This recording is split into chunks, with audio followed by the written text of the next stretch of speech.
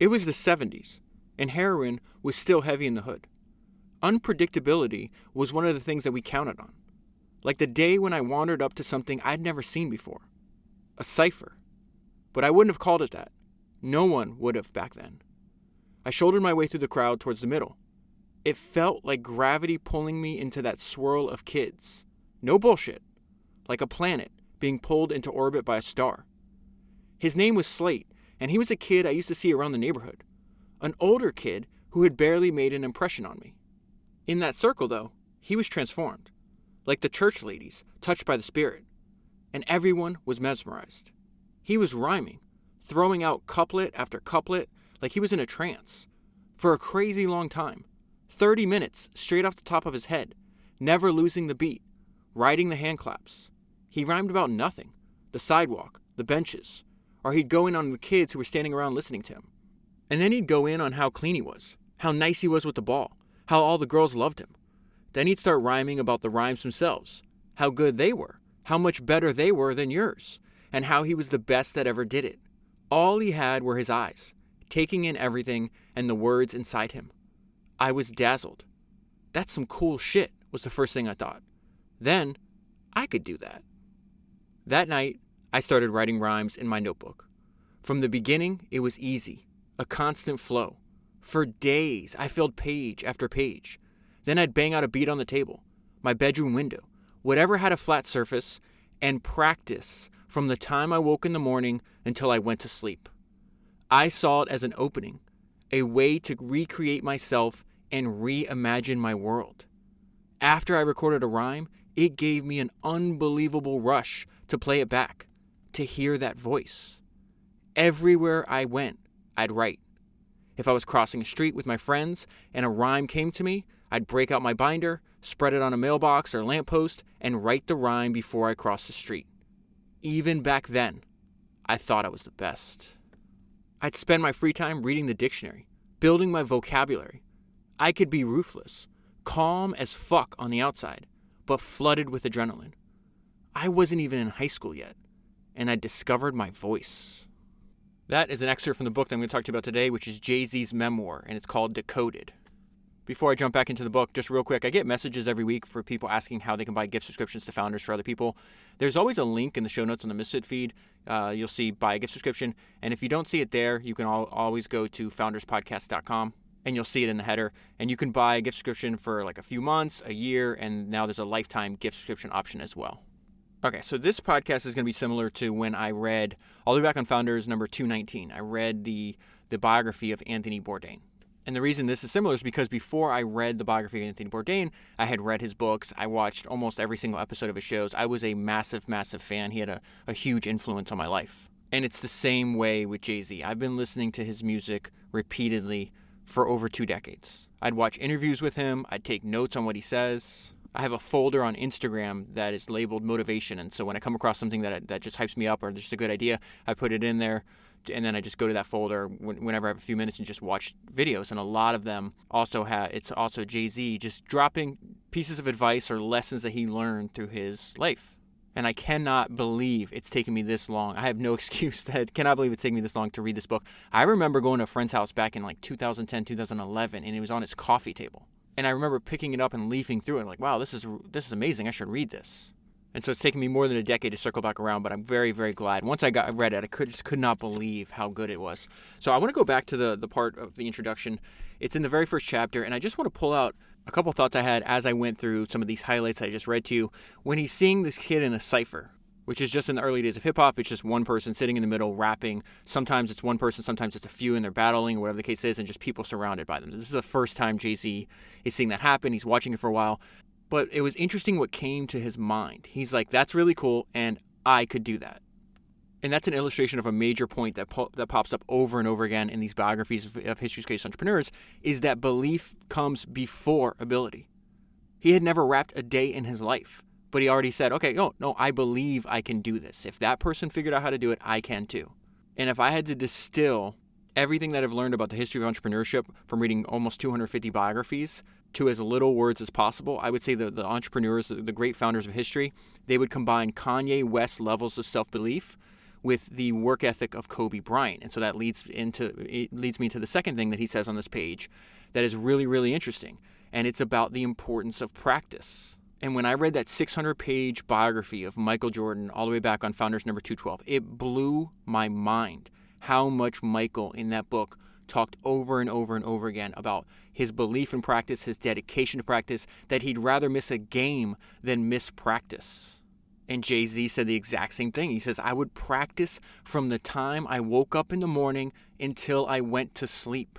He is not even in high school. He is a teenager. This is 12 years before he creates his first album. He's 26 years old when he releases his first album, Reasonable Doubt. This is another example of that maxim that I've said on a few podcasts, that the public praises people for what they practice in private. The public praises people for what they practice in private. We saw his first album when he dropped it when he's 26 years old. We didn't see the 12 years before that of him practicing his craft before it was in public view. Recently, Netflix has this documentary. It's a fantastic documentary on Kanye West. It's called Genius. It's a 3-part series. You can skip the third part, but the first 2 is all about the struggle, the founder mentality that Kanye had to possess to break into the music industry and to actually achieve his lifelong dream. And so just like we didn't see Jay-Z practicing this for 12, 13, 14 years before he's actually in the music industry, Kanye says the same thing in that documentary.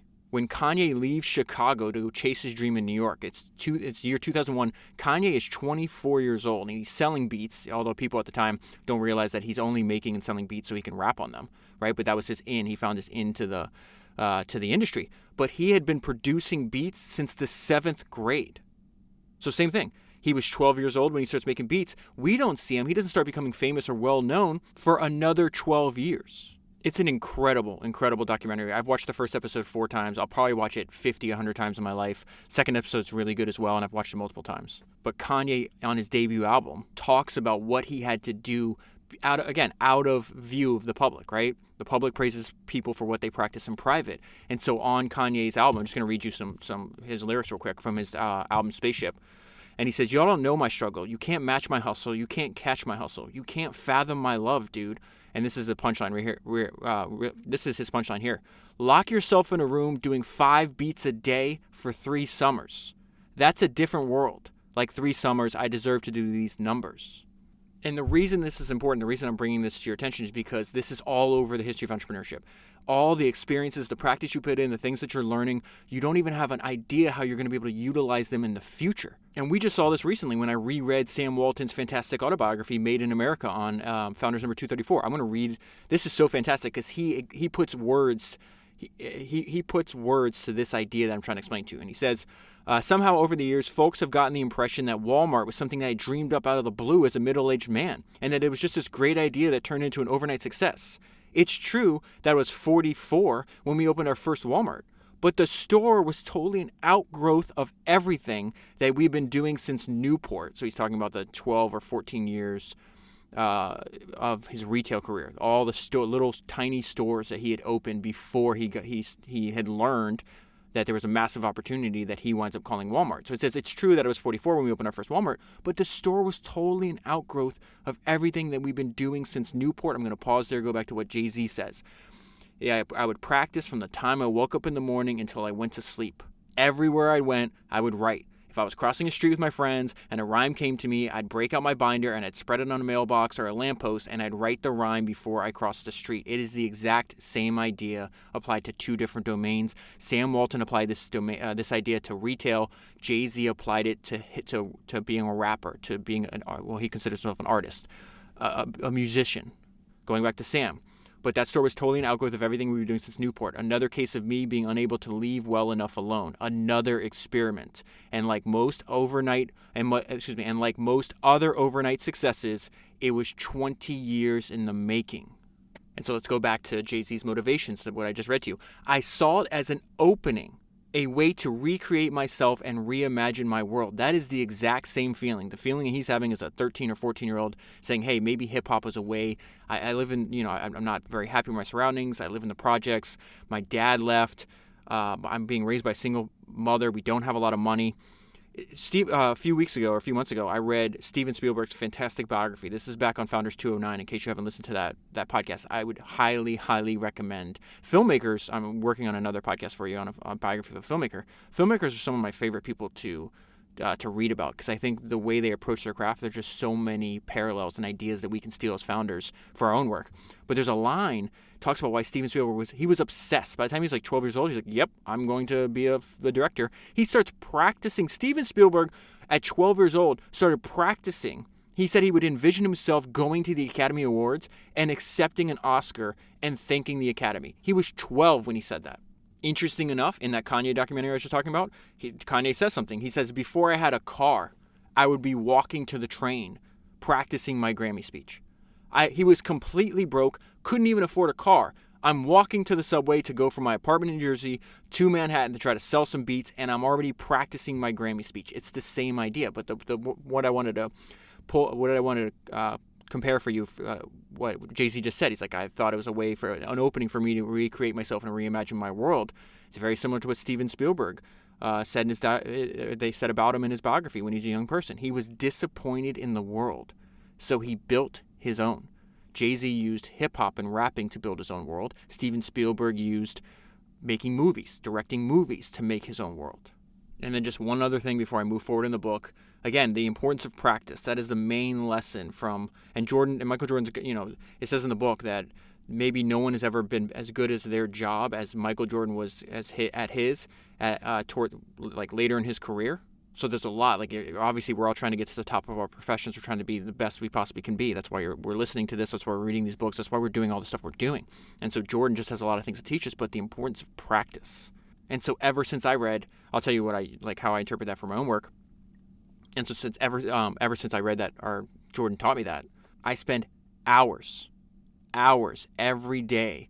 When I'm not reading books or when I'm not making podcasts, I'm rereading the highlights. I told you I have over 20,000 highlights in this app called Readwise. So every single highlight I make goes into this app called Readwise. It becomes this gigantic search, database of all my notes and highlights from the history of entrepreneurship, and I just read them over and over again. And so what do we see here? Jay-Z, what is he saying? He's a young kid. And he's like, all I have are my eyes and my words, right? So he says, I'd spend my free time reading the dictionary, building my vocabulary. It's the same idea. Remember that too, because there's a fantastic story where Jay-Z gets to have dinner with Michael Jordan later in the book. So I'll bring that up to you because it's just fantastic. It's two of my favorite people having dinner together. So then he's talking about this time. This is the late 70s, early 80s. And if you ever study Marc Andreessen, so back on Founders number 50, I read Marc Andreessen's, I think it's 200-page archive of his blog that used to be on.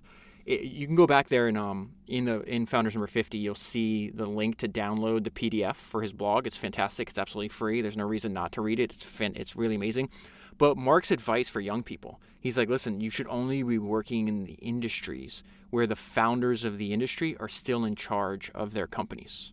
I thought that was a really interesting idea. I never even thought about that before. And so what Jay-Z's picking up here, he's like, well, I'm in a brand new industry. They don't even really know some people are making a tiny bit of money or whatever the case is. He's like, but I have a gigantic opportunity. So not only can I practice my craft and get better over time, but I'm in an expanding market. And so it will lift me along with that. And he says, I'm not going to say that I thought I could get rich from rap, but I could clearly see that it was going to get bigger before it went away. Way bigger. And then we're going to get into something that also blew my mind, and it's silly that it should blow my mind at this point, right? Given everything you and I have talked about.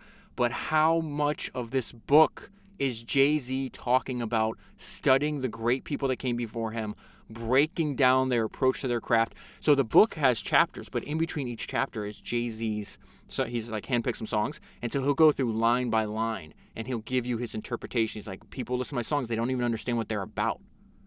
And so the way he did that for his own music, he's been doing that forever for the music of other people. It's very similar to how you and I are approaching these books, where it's not just a line. We look at it, we underline it, we try to tie it to other things. We really think deeply about what the hell it means. And so in this case, this is the first example. He's talking about, hey, I really looked up to people like Run DMC, The Sugar Hill Gang, Kool Moe Dee.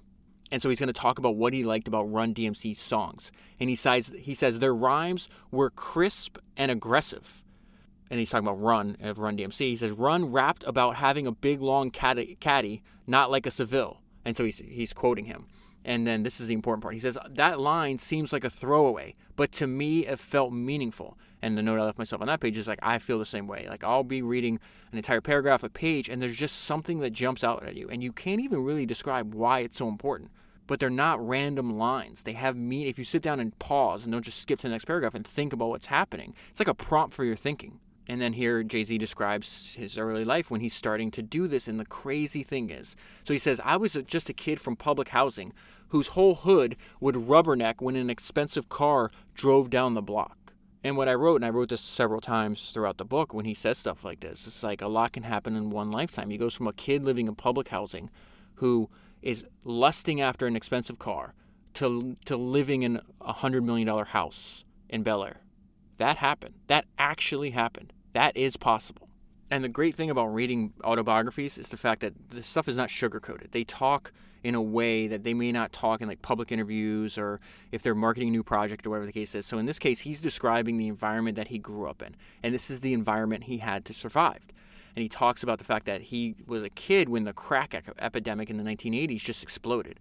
And he says, but when crack landed in your hood, it was a total takeover, sudden and complete. Most of these crack fiends were my parents' age or a little younger. They were skeletal and ashy, and they were as jittery as rookie beat cops, and their eyes were always spinning with schemes to get money for their next hit. Kids my age were serving them, meaning they were the ones, the kids were actually the ones selling the drugs to the older crackheads. Guys my age, and why were they doing that? Because guys my age, fed up with watching their moms struggle on a single income, were paying utility bills with money from hustling. So that hustling is obviously, he's talking about selling drugs. He says, the courtyards of my projects, of Marcy projects and projects across the country contained teenagers who wore automatic weapons like they were sneakers. We had grandmothers who were afraid to leave their house. And he doesn't sugarcoat things for us. He's selling drugs at a very young age, and this was the person he used to buy. What happened to the person he was buying drugs from, so like his supplier, like his wholesalers, you can think of like that. His name was Dee Dee. When Dee Dee was murdered, it was something out of a mob movie. They cut off his balls and stuffed them in his mouth and shot him in the back of the head, execution style.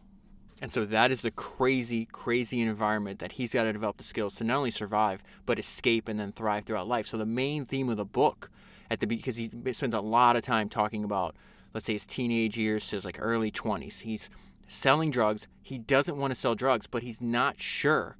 He's like, if rap was actually a career. And he talks about the fact that people that were from similar projects like him, Biggie Smalls and Notorious B.I.G. grew up in a project in Brooklyn. Nas grew up in a project in Queens. And he says once he saw them blow up with their initial, with their album, so Nas did Illmatic when he was like 17 years old, which is crazy. Like, it's just insane how somebody that young could make a classic album at such a young age. And then Biggie's Ready to Die both came out before Jay-Z, and that really helped him realize, hey, this is actually possible. And so that struggle of like straddling two worlds, like, you know, there's stories in the book where he's been selling drugs in Virginia for 3 days, and he's got to go and meet a record executive to try to get a label. So he's got to drive back from Virginia overnight, shows up all dirty, you know, smelling terribly, trying to convince this guy to sign him. And I guess I just turned the page and kind of just ran over my own point that I was trying to make. And he says it better than I could. I was still rhyming, but now it took a backseat to hustling. It was all moving so fast, it was hard to make sense of it or see the big picture. Kids like me, think about that, kids. He's a kid. Kids like me, and you don't feel that way. I remember being 16 or 17. You damn sure don't feel like a kid, but you definitely are. You just don't know it. Kids like me were going through something strange and twisted, and we had a crazy story to tell. So through a friend of a friend, he winds up meeting one of his idols, which is this rapper called Big Daddy Kane. And at this point, remember, when I'm about to read you, Jay-Z has no intention. He's like, I guess I'll just be a hustler. You know, that's what I'm going to do for my life. So he winds up meeting Kane. He's still rhyming, so Kane puts him on an album, on one of his songs. And that song is actually played on the radio. And he's like, this is crazy to me. And he says, people were talking about the second kid on the tape. That's him. The MC before Kane. I was getting great feedback. I couldn't believe people even noticed my verse. And he says he couldn't believe that they could notice his verse because Big Daddy Kane was he had an audience. He had people that liked him, and people thought he was really, really good. And so Jay-Z gets on a track. He's like, wait a minute, I can hold my own with one of the best. And so then he goes back. And again, this just blows my mind. Jay-Z is studying the greats that came before him, which is exactly what you and I do every week on this podcast. There was no one like Rakim. His flow was complex and his voice was ill. He was approaching rap like literature, like art, which is exactly what Jay-Z considers it. He's like, I write, but I don't write things down. So I don't know if you know this, but Jay-Z is famous because he starts writing things in his notebook when he's younger. But as he gets older, and you can actually see this there's a documentary, it's called Fade to Black. It came out like 15 years ago. I rewatched it for prep for this podcast. And it's when Jay-Z thought he was going to retire, and it shows him building the album. And so he goes to California, and he's working with this famous producer named Rick Rubin, who's one of the co-founders of Def Jam, and he's produced albums for everybody, not just hip hop artists, but country people, rock. Everybody goes all over. They think Rick is just an amazing person. Actually, I have a note for you real quick. I wasn't planning on talking about it right now, but in case I forget to talk about Rick Rubin later on, Rick Rubin hangs out with people like Jack Dorsey, seeks his counsel and stuff like that. But in the documentary, it's funny. He says, this is what Jay-Z likes about Rick Rubin. He goes, listen, Rick ain't normal. I don't give a fuck. He is strange by strange standards. And he goes, when's the last time you seen a bison in some dude's studio? And he's making music in a room with Rick Rubin, and Rick Rubin's got this huge stuffed bison. And so this is what Jay-Z loves about him. He goes, listen, Rick is over 20 years into his career, and now almost 40 years. Over 20, and he's still doing it. That's amazing. Over 20 years into, this is Jay-Z talking, over 20 years into his career, and the dude ain't changed. He's got his own vibe. You gotta love him for that. And so our interpretation of that is he didn't build, his product in some degree is himself, and he knows what Peter Thiel taught us. It's like, you don't build an undifferentiated, commoditized product. You have to differentiate. You have to build something, and it's even better, like James Dyson taught us on his autobiography. Build something that looks strange. At least it gets people talking about it. Don't just go out and copy what everybody else is doing. Make it look weird. Rick Rubin, your experience and letting him produce your music, it's going to be an odd experience. An experience that you can't get nowhere else. And so in that documentary, Rick is telling something else. He's like, Jay-Z is very unique because he does everything in his head. He doesn't write it down. He waits to hear the track, and then he's got an idea, and you'll see him he calls it his Rain Man. He's mumbling, you can't really tell what he's saying, but his lips are moving. And so the reason I bring that up is because Jay-Z talks about it. He's like, I'm like a poet. That's the way I look at what I'm doing, and that's why I have to explain it to you, because a lot of people are listening to my music and they're not even understanding what I'm trying to say. And so this idea where he's like, wait a minute, Rakim is the first person I actually saw approach rap like literature, like art. That's what I want to do. And then he says, and his songs still banged at parties.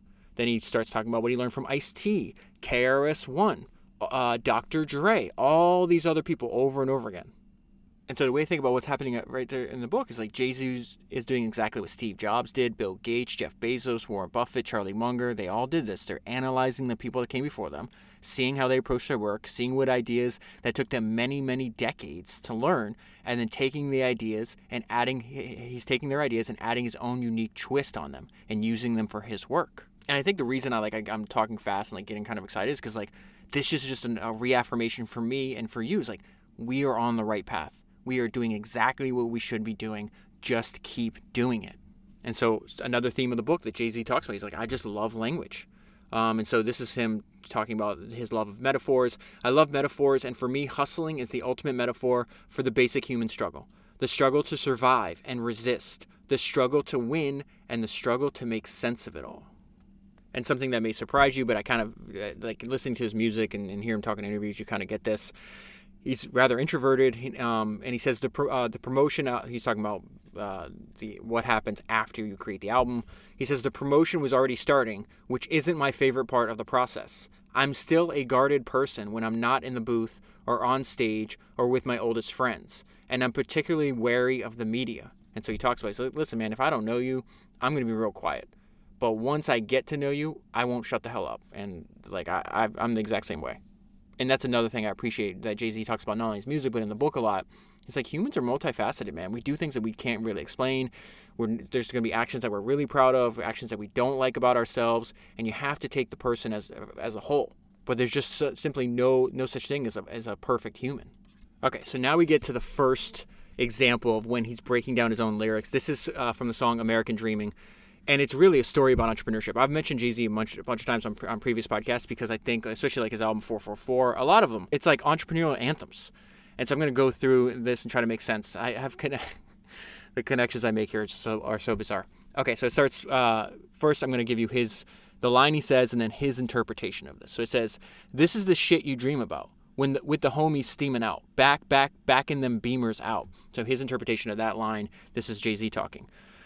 "This is really where it begins. In a room with your dudes, too young to shave, dreaming about big body Benzes you're going to push. Obviously, for me, this is happening in Marcy, but this could be anywhere. A basement in the Midwest, a backyard in California, an Oldsmobile somewhere down south. The danger is that it's all just talk." And then I double underline this section. "I believe you can speak things into existence." So another thing that surprised me, and it shouldn't surprise me by now, Jay-Z talks over and over. He probably mentions it at least 3 or 4 times in the book on the power, and he talks about in the documentary, the power of visualization, of seeing things in your mind before you see them in person. This is something that we learned Estee Lauder did. Bob Noyce, the founder of Intel, did. Edwin Land, the founder of Polaroid, did. Steve Jobs did. Arnold Schwarzenegger. They all did this. Now, Jay-Z, I believe you can speak things into existence. And he says it starts from a dream. You're just sitting there daydreaming with your friends about future success. And so then he says, "Seems as our plan to get a grant, then go off to college didn't pan or even out." He's like, no one goes to college from the hood, from where I'm at in the hoods. So he's like, all right, so that's not going to work. What are we going to do? We need it now. We need a town. We need a place to pitch. We need a mound. And so that's the first time he's going to mention. You need a product to sell and you need a market to target. That's exactly what he's telling us here. This is what I mean. They're just entrepreneurial anthems disguised as rap songs. He says, "Mama, forget." I'm not going through every single. I'm not going to read. These are just the highlights I had, like the things I underlined it in the song lyrics. And then so he says, "Mama, forgive me. I should be thinking about Harvard, but that's too far away. We're starving." And so even though everybody didn't grow up in the projects like Jay-Z, there's a lot of people that understand exactly what he's saying there. He's like, I should be thinking about Harvard, but that's too far away. We're starving. I remember when I was about to graduate high school, everybody's like, "Hey, where are you going to go to college?" "What do you mean, where am I going to go to college?" "Whichever one I can drive to, whichever one I can work full time while I'm doing this." My parents didn't even graduate high school. So this idea where I should be aiming at Harvard, that's ridiculous. And then he goes on to the next thing. This is going to remind me about, okay, so he says, let me tell it to you first. "Ain't nothing wrong with the aim, just got to change the target." So to me, he's saying you have to picking the right market is essential. This is something Warren Buffett warns over and over again in his shareholder letters. This is something Marc Andreessen talks about over and over again in his blog archive, that picking the right market is essential. In fact, if you would ask Marc Andreessen, he's like, what is a more predictor for business success? Is it the market, the team, or the product? And Marc's a great writer too. And he gives the answers that you're most likely to expect. It's the team. It's the product. And he's like, well, actually, I'll take the market. And so what's crazy is all that stuff. Jay-Z just described all the ideas behind these lines. This is where I'm extremely envious of him, is like his efficiency with communication. Like he can tell entire stories. And a lot of great musicians do this as well, in just a few lines. And so we're not even, 3-4 lines? We haven't even touched the surface of the song. So he says, "Ain't nothing wrong with the aim, just got to change the target. I just got to figure out where I'm going to direct my talents." And so then he says, and it's not like they're just young kids. They have to figure it out as they go. And it's not like we're professionals moving the decimals. No, do you know where to cop? Nah. Got to connect? No. So what he's saying there is that's obviously for drugs, but for our purposes, it's, do you have something to sell? Do you have a way to get something to sell? You can sell somebody else's product, or are you going to make your own? So he's like, do you know where to cop? Do you know where to buy drugs? No. Do you got to connect the person selling drugs? No. And then he summarizes the very beginning of an entrepreneurial journey. Who in the F knows how to be successful? They say it's celestial. It's all in the stars. And then he says, and at all cost, you better avoid these bars. So in his game, it's like, listen, you better not, you need to avoid going to jail. Like it's the way you go bust. Right? You can't be successful if you don't first survive. So that's their example of that. You know what I wrote down when I got to the line? He says, "At all costs, you avoid these bars." It's something I loved. The founder of Sequoia Capital, Don Valentine, because and I don't think I even knew about him when he was alive. Maybe I did, but he passed away recently. And if you go back and watch videos of his on YouTube, they're just absolutely fantastic because this guy's got no fluff. And what I wrote down when I got to this part, he says at all costs, you better avoid these bars. Don Valentine says, all companies that go out of business do so for the same reason. They run out of money. And so Don would advise his entrepreneurs, like, you need to focus on cash flow. Another thing, I love Don, he just cuts through all the bullshit. Don says, 2 things in business matter, and you can learn this in 2 minutes. High gross margins and cash flow. The other financial metrics you can forget. So back to Jay-Z, he says, at all costs, you better avoid these bars. This is a crash course. This ain't high school. So it's obviously very dangerous. In his case, you could die or go to jail. In our case, we could go bankrupt. If we're not, like, we can run out of money. We can cause a lot of pain, not only to ourselves, but everybody else around us. This is a crash course. This ain't high school. If we make mistakes, they have very, very real consequences. And then this is one of my favorite parts of the song that I've repeated over and over again in my own life. You're now in a game where only time can tell. Survive the droughts, I wish you well. Survive the droughts, I wish you well. How sick am I? I wish you health. I wish you wheels. I wish you wealth. I wish you insight so you can see for yourself. I double underline that last part. I wish you insight so you can see for yourself. And that is him telling us you have to do the work necessary to trust your own judgment. Companies live and die by the founder. No one is coming to save you. I wish you health. I wish you wheels. I wish you wealth. I wish you insight so you can see for yourself. Now let's go back to when Jay-Z was 19 and his informal mentorship, right, with Big Daddy Kane. And so he says, it was 1988. I was still in the streets, and I basically accepted that I'd be a hustler who happened to rap in his spare time. I thought the rap game was crooked and a little fake. Big Daddy Kane was playing a role, hip-hop's first playboy. He had silk robes and pretty girls in all his videos and all that. But his flow was sick. So his point was like, yeah, people see the flash, right? They see the girls, they see the robes, they see the jewelry. But I'm actually looking at what he's actually saying and how he does it. And I'll tell you what this made me think of in a minute. He was condensing, stacking rhymes on top of one another. Trying to keep up with him was an exercise in breath control, in wordplay, in speed, and imagination. He was relentless on the mic. So think about that. How many people watching Big Daddy Kane's music videos, how many people are listening to his music are thinking about stacking rhymes on one top of another? How many of them are thinking about the importance of your breath control, the importance of your wordplay, the speed at which you're saying the words, and how you space them out? And so he says, I went on the road with Kane for a while, and I double underline this section. I got an invaluable education watching him perform. This is the exact same. The way Jay-Z is talking about Big Daddy Kane is exactly the way Kobe Bryant used to speak about Michael Jordan. And so Kobe said, when I grew up watching Michael play, listen, I have goosebumps right now. This is freaking crazy. When I grew up watching Michael play, my generation saw the highlights and the fancy stuff. But what I saw was his footwork. I saw the spacing. I saw the timing. I saw the fundamentals of the game. Is that not exactly what Jay-Z was just telling us? I got an invaluable education from watching him perform. I was watching his breath control, his wordplay, the way he stacked rhymes on one another, while you're watching the girls and the jewelry and the robes, just like Kobe's generation was watching the highlights and the fancy stuff. Kobe's focused on the footwork, the spacing, the timing, the fundamentals of the game. Back to Jay-Z. Kane had just an incredible amount of showmanship. Even today, I use some of the ideas I picked up back then in my own shows. Let's go back to what Kobe just said. Or I haven't said it yet, but what Kobe said. Everything that I do, I learned from the guys who came before me. Go back to Jay-Z before we go back to Kobe. I used some of the ideas I picked up back then in my own show. And he was generous too. Generous. Remember that word. He'd stop the show and bring me out when no one knew who the hell I was. If you watched the fantastic documentary, The Last Dance, episode 5, right before Kobe passed away, unfortunately, he was interviewed. And this is what Kobe said. When I came into the league, Michael provided a lot of guidance for me. I don't know why I'm getting so emotional. I had a question about shooting his turnaround shot. He gave me great detailed answers. And on top of that, he said if you ever need anything, he gave me a call. Guess what? Bob Noyce of Intel and Bill Hewlett and David Packard of HP were generation older than Steve Jobs, and they did the same thing.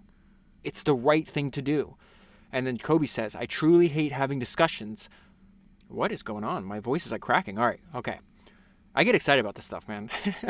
I truly hate having discussions about who would win one-on-one or fans saying that you'd beat Michael. I feel like, and he puts his hands up. Kobe puts his hand up to say stop, to chill.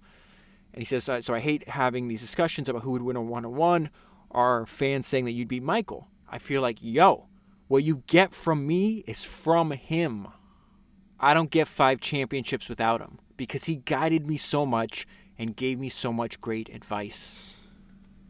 That is so powerful. It made me think of when I reread the Steve Jobs biography by Andreessen. I just I recorded another podcast on it. It's episode 214 if you haven't gone back and listened to it. But there's something that Steve says as he's dying, because he's working with Andreessen as he's dying. There's 2 things, but I want to read this to you. And he talks about, like, what did, like, Kobe could say, I'd give it to him one-on-one and all this other stuff. He's just like, I wouldn't have had 5 championships without them. Everybody builds on the work from the great people that came before them. And so Steve is telling us, like, he's parting words of advice to us. He's like, listen, I hate it when people call themselves entrepreneurs when what they're really trying to do is launch a startup and then sell or go public so they can cash in and move on. They're unwilling to do what it takes to build a real company, which is the hardest work in the business. That is how you really make a contribution and add to the legacy of those who went before. You build a company that will still stand for something a generation or 2 from now. That's what Walt Disney did, and Hewlett-Packard, and the people who built Intel. They created a company to last, not just to make money, and that is what I want Apple to be. And then the other example happens when Jobs is in a massive lawsuit with Google. And so he says, Jobs had another visit that month from someone who wanted to repair fences. It was Google's co-founder, Larry Page, who lived less than 3 blocks away and had just announced plans to retake the reins of his company. He asked if he could come by and get tips on how to be a good CEO. This is really important because they're in a massive lawsuit against each other. And look at what Jobs does. He does the right thing. So it says, Jobs was still furious at Google. My first thought was, fuck you, Steve said. But then I thought about it, and I realized that everyone helped me when I was young. What is happening in the book where we're at? Big Daddy Kane is a star. No one knows who the hell Jay-Z is. He does not have to give him the time of day. Not only does he put him on songs, not only does he let him go on tour with him, he brings him out and tries to introduce him to other people when no one knew who he was. But then I thought about it and realized that everybody helped me when I was young. From Bill Hewlett, founder of HP, to the guy down the block. So I called him back and said, sure. Larry came over, sat in Jobs' living room, and listened to his ideas on building great products and durable companies. So then he talks about mentoring Memphis Bleak, which is like this young kid that lived in his projects as well. They do a song together, and I just want to pull out one line here because just one line made me think of so many other examples. And so Jay-Z's, in the song, he's playing the role of like the older mentor to the younger person. And he says, hold up, now listen to me. You let them other dudes get the name, skip the fame. 10,000 or 100, so 10,000 or 100 G's, so 10,000 or $100,000. Keep your shit the same. And so that's the line. And then this is Jay-Z now writing many years after the fact what it means. And he says, this is a classic piece of OG advice. So original gangster, like the interpretation of that would be like somebody older and wiser than you. Okay, so their slang is OG. This is a classic piece of OG advice. It's amazing how few people actually stick to it. So the advice from Jay-Z is stay on your grind. That's the way he says it. If you go back to Founders number 56, when I did the biography, the book on Herb Keller, the founder of Southwest Airlines, the only airline that was profitable for 40-something straight years. It's amazing. Herb's got a fantastic personality, one of the best personalities of anybody I've come across. But he says, and he's essentially saying the same thing, that the same advice that Jay-Z's given to Memphis Bleak here and giving to us, Herb gives us to as well. He says, success has to be earned over and over again or it disappears. And so Jay-Z's saying, doesn't matter if you have a little bit of money or a lot of money, you still act the same, you still do the same thing. Jay-Z quotes later on, and he puts it on one of his songs, at the very beginning of one of his songs. It's Biggie Smalls talking about advice that he got from who signed him, which is Diddy. The advice that Diddy gave him when they were coming in, they were both young, early 20s. And so Biggie says, just try to stay above water, stay busy, stay working. Puff, who was called Puff at the time, we know him as Diddy today. Diddy told me that the key to this joint, the key to staying on top of things, is to treat everything like it's your first project. Do you know what I'm saying? Like it's your first day back when you were an intern. That's how you try to treat things. You have to stay hungry. And so they're picking up on this natural tendency of human nature that, you're really hungry when you're coming up, you're dedicated, you stick to it, but it's really hard. Like you got rich, maybe you don't have the same motivations that pushed you when you were younger or when you were hungrier. You lose that hunger, and then what happens as soon as you stay off your grind, as he says, 10,000 or 100 G's, keep your shit the same. Once you get off of it, you fall off. As Herb said, you can't do that. Your success has to be earned over and over again, or it's going to disappear. Skipping ahead, he's analyzing the song called, it's The Evils, Devils, with an apostrophe, but there's just one line from here. And he says, 9 to 5 is how you survive. I ain't trying to survive. I'm trying to live it to the limit and love it a lot. That's why I feel they're really entrepreneurial anthems. 9 to 5 is how you survive. I ain't trying to survive. I'm trying to live it to the limit and love it a lot. Entrepreneurs are chasing what Marc Andreessen says. Like, you only experience two, as an entrepreneur, you only experience two feelings: euphoria and terror. We're not seeking equilibrium. If we wanted to seek equilibrium, we'd go get a job. We're not interested in that. Going back to the Jay-Z's parallel, his thoughts on lyrics and rhymes is very similar to my thinking on books. He says great rap should have all kinds of unresolved layers that you don't necessarily figure out the first time you listen to it. Instead, it plants dissonance in your head. It leaves shit rattling around your head and that won't make sense till the 5th or 6th time through.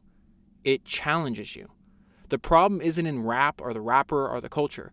The problem is that so many people don't even know how to listen to the music.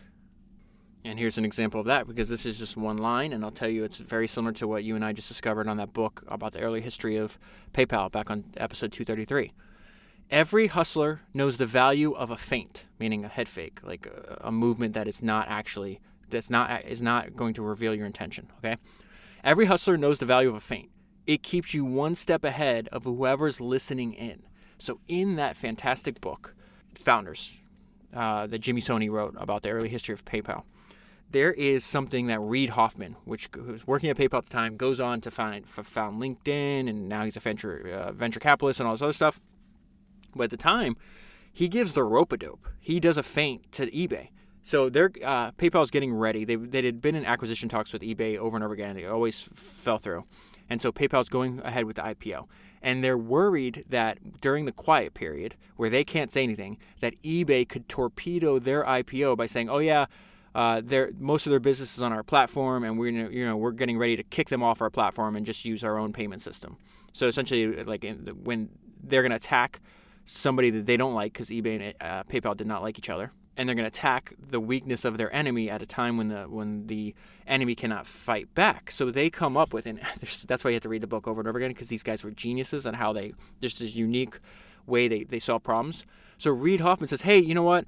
Let's sit down and let's have more acquisition talks. I think we can work this out.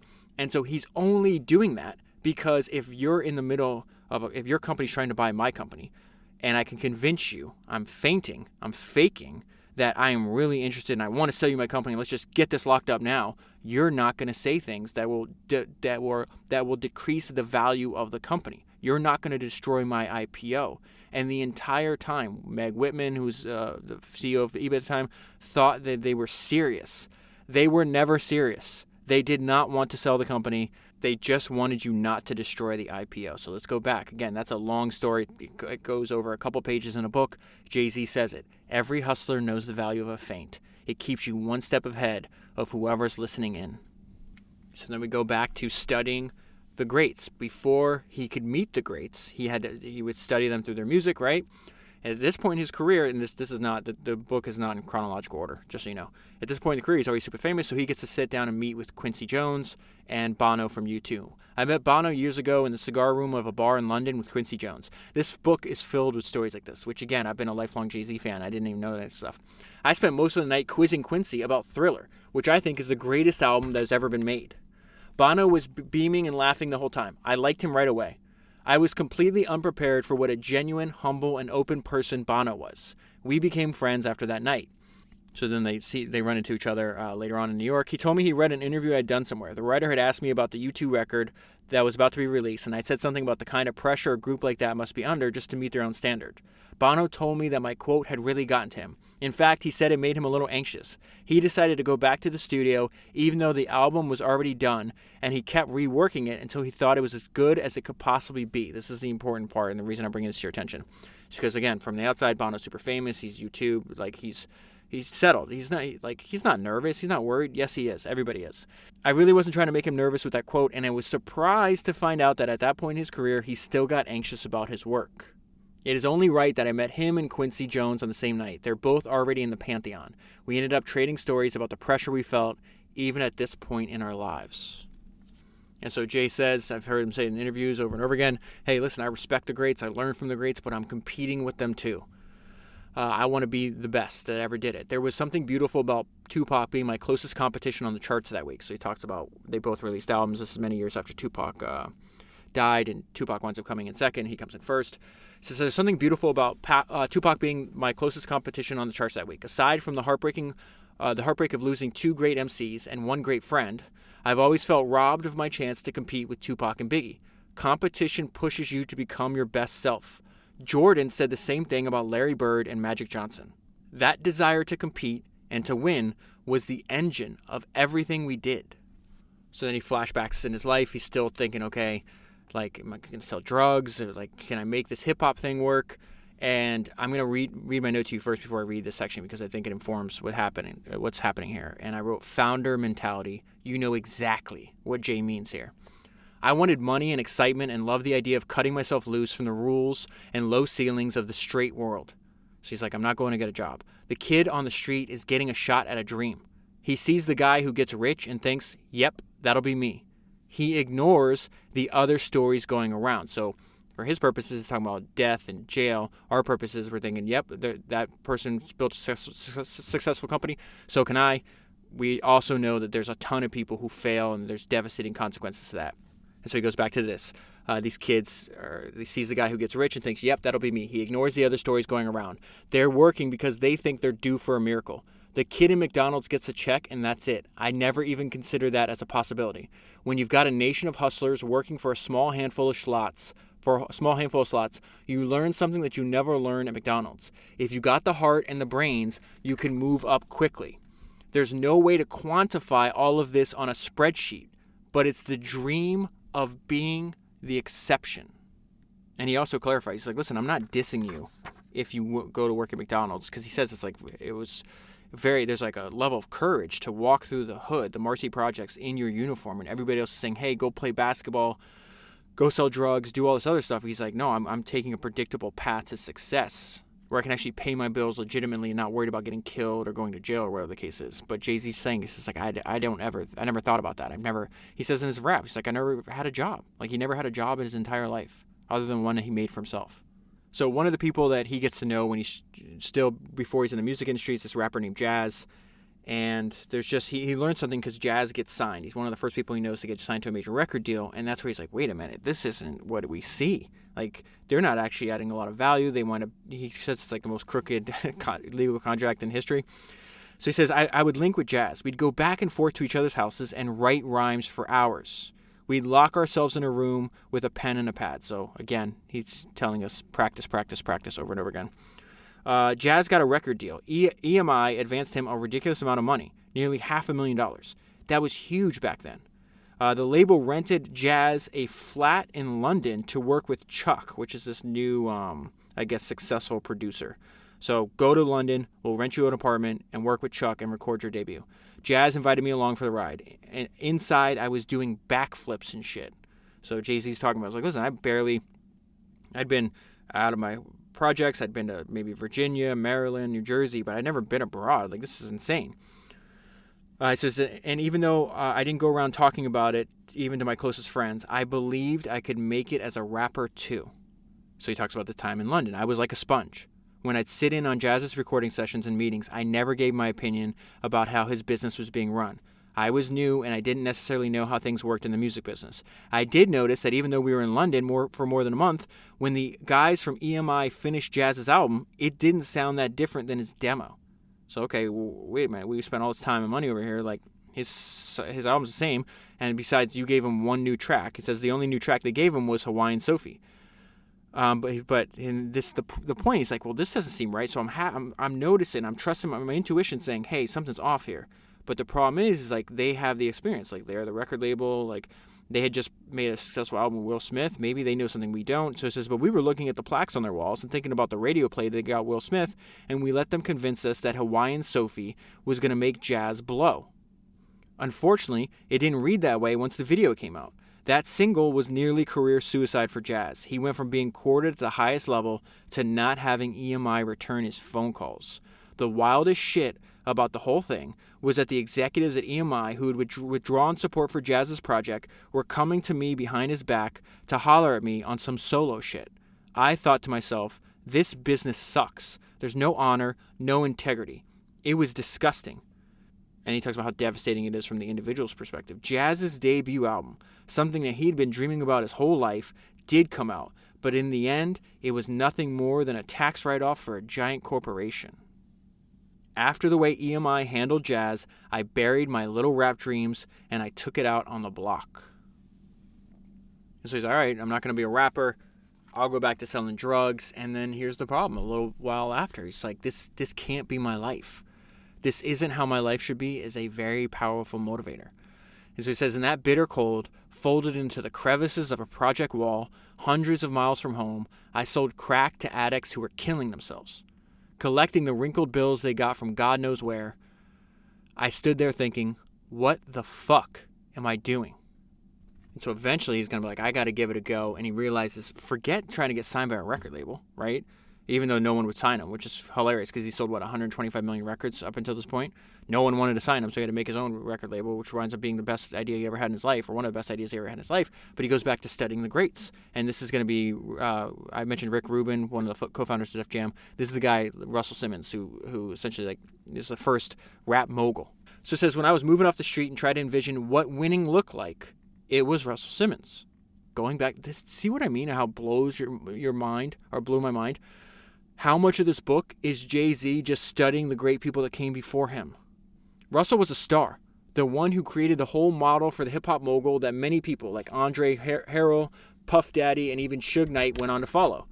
People in the record business had always made a lot of money. Not the artists, who kept dying broke, but the execs. Still, regular fans had no idea who they were. Russell changed that. His brand as an executive mattered not just within the industry, but among people in the street. And with Def Jam, he created one of the most powerful brands in the history of American entertainment. Russell also made being a CEO seem like a better deal than being an artist. He was living life crazy, fucking with models, riding in Bentleys, with his sneakers sticking out the window, and never once rapped a single bar. His gift was curating a whole lifestyle: music, fashion, comedy, film, and then selling it. He didn't just create the hip-hop business model, he changed the business style of a whole generation of Americans. The whole vibe of startup companies in Silicon Valley with 25-year-old CEOs wearing shell toes is Russell's Def Jam style filtered through different industries. The business idea, so he's still talking about all the lessons he learned before he met Russell. The business ideal for a whole generation went from growing up and wearing a suit every day to never growing up and wearing sneakers to the boardroom. I understood what Russell was onto. He discovered a way to work in the legit world, but to live the dream of the hustler. Independence, wealth, and success outside of the mainstream rules. That's more founder mentality. Independence, wealth, and success outside of the mainstream's rules. This was a better story than just being a rapper, especially based on what I now knew about how rappers got jerked. And so we moved on to a different page. He's about to meet Russell, and I just wrote so many gems are on this page. So he says, I first met Russell when Dame, Biggs, and I, so Dame dash Biggs, Burke, I think is his last name, and Jay-Z were the three co-founders of Rockefeller Records before Jay-Z is going to wind up breaking off on his own later on. I first met Russell with Dame, Biggs, and I were negotiating for a label deal with Rockefeller after Reasonable Doubt dropped. So his first out at this point in the story, he's already decided, hey, I'm not going to sell drugs anymore. I'm going to dedicate all my time and effort into making it making it at this rap shit is the way he puts it. So his first album comes out, doesn't sell a lot, but it's like critically, it's like, wow, this guy's really good. So it says, I remember sitting across the table from him and Lyor Cohen. This is remember Lyor Cohen from later on in the story too, because Lyor is really important to the story because he's one of Jay-Z's mentors and is also again, Jay-Z, he's demonstrated, like, I'm going to find the smartest people that know more than I do, and I'm going to learn everything I can from them, right? And so he does that with Leroy. Leroy becomes his mentor, and this causes a rift between Jay and his co-founders. So he says, I remember sitting across the table from him and Leroy Cohen in disbelief that we were negotiating a 7-figure deal with the greatest label in rap history. But I was feeling a dilemma. I was looking at Russell and thinking, I want to be this dude, not his artist. Russell would become a valuable informal mentor for me. He knew that the key to success was believing in the quality of your own product enough to make people do business with you on your terms. He knew that great product was the ultimate advantage in competition. Not how big your office building is or how deep your pockets are or who you know. In the end, it came down to having a great product and the hustle to move it. He knew the culture's power and was never shy about leveraging it and making sure that it was the people who were creating the culture who got rich off of it. So let's stop here. Let's flash back. Just like Jay-Z said at the very beginning, I knew hip-hop was new. I just knew one thing, and I knew it in my bones. I knew it was going to be bigger than it was. It's going to be bigger in the future than it is today before it dies. Well, the analogy here is Russell knew how valuable. Russell was one of the first people that knew that the birth of the hip hop industry was going to make billionaires. He knew it. He was one of the first people to profit off of it.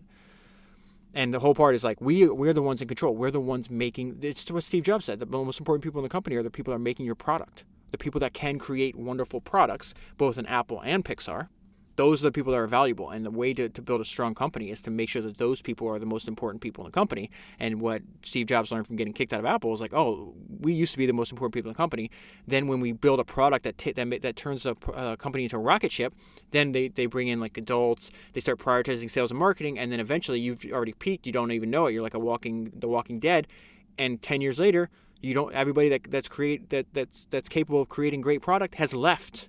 So in the end, it came down to having a great product and the hustle to move it. So build and sell, and you will become unstoppable. That is Naval Ravikant from the Almanac of Naval. I can't remember what podcast number that is, but you can find it in the archive. He knew if you can build and sell, you will be unstoppable. He knew the culture's power, was never shy about leveraging it to making sure that it was the people who were creating the culture who got rich off it. That was the idea. Now this is, again, I'm still on the same page. So many gems on this page. And I'm reading you almost the whole page. It's amazing. The idea was at the heart of Rockaware. So this is a company that they're going to start. They wind up selling. So Jay-Z sold multiple companies for hundreds of millions of dollars. Rockaware he sold for $200 million. I forgot how much he sold his liquor company for. He's got a few liquor companies. He just sold Tidal to Jack Dorsey at Square for like $400 million. So he just does this over and over again. The idea was at the heart of Rockaware. I mean, that's how you wind up being able to live in a $100 million house, right? The idea was at the heart of Rockaware, the clothing company we founded. In the late 90s, I was wearing a lot of clothes from this company called Iceberg. After a while, I'd look out into the audience at my concert and see hundreds of people rocking Iceberg. The executives at Iceberg looked at us like we were speaking a foreign language, so they wanted to do a partnership deal. They wanted to get paid for their influence of sales, right? They go meet executives, are like, nah, get out of here. They looked at us like we were speaking foreign language. They offered us free clothes. But we wanted millions. We walked out of their office realizing that we had to do it ourselves. And so what he realized is like, forget endorsing other people's products. I'm not doing that. I'm making my own.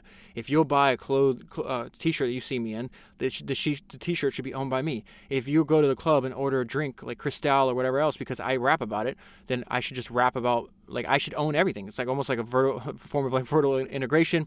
And so he talks about this, like, forget Timberland, forget Crevassier, forget Versace and all the other stuff. Like, we're going to make our own stuff. And he just got a great line. Like, what story are you telling about your product? And he says, we gave those brands a narrative, which is one of the reasons anyone buys anything.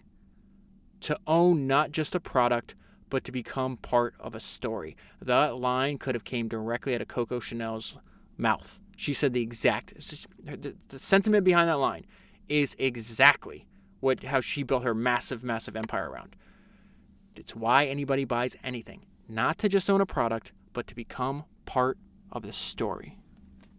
And so he picks up on something about change in his outlook on things in life, that he becomes older and wiser and just learns more. One thing like was interesting is like, you have all these like rap beefs and rap battles and they make songs about each other and all this other stuff. And it's still, people still fight over this stuff today.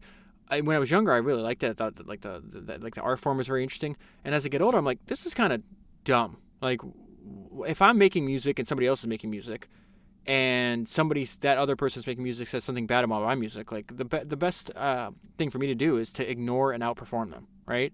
Instead of me giving them attention. Now, some of this is like all fake, and they do it's like, wrestling thing where it's like, if we have this fake beef, we'll sell more records and stuff. But I think in general, it's like, I don't care what other people are doing. I'm just focused on me and my product and getting the word out.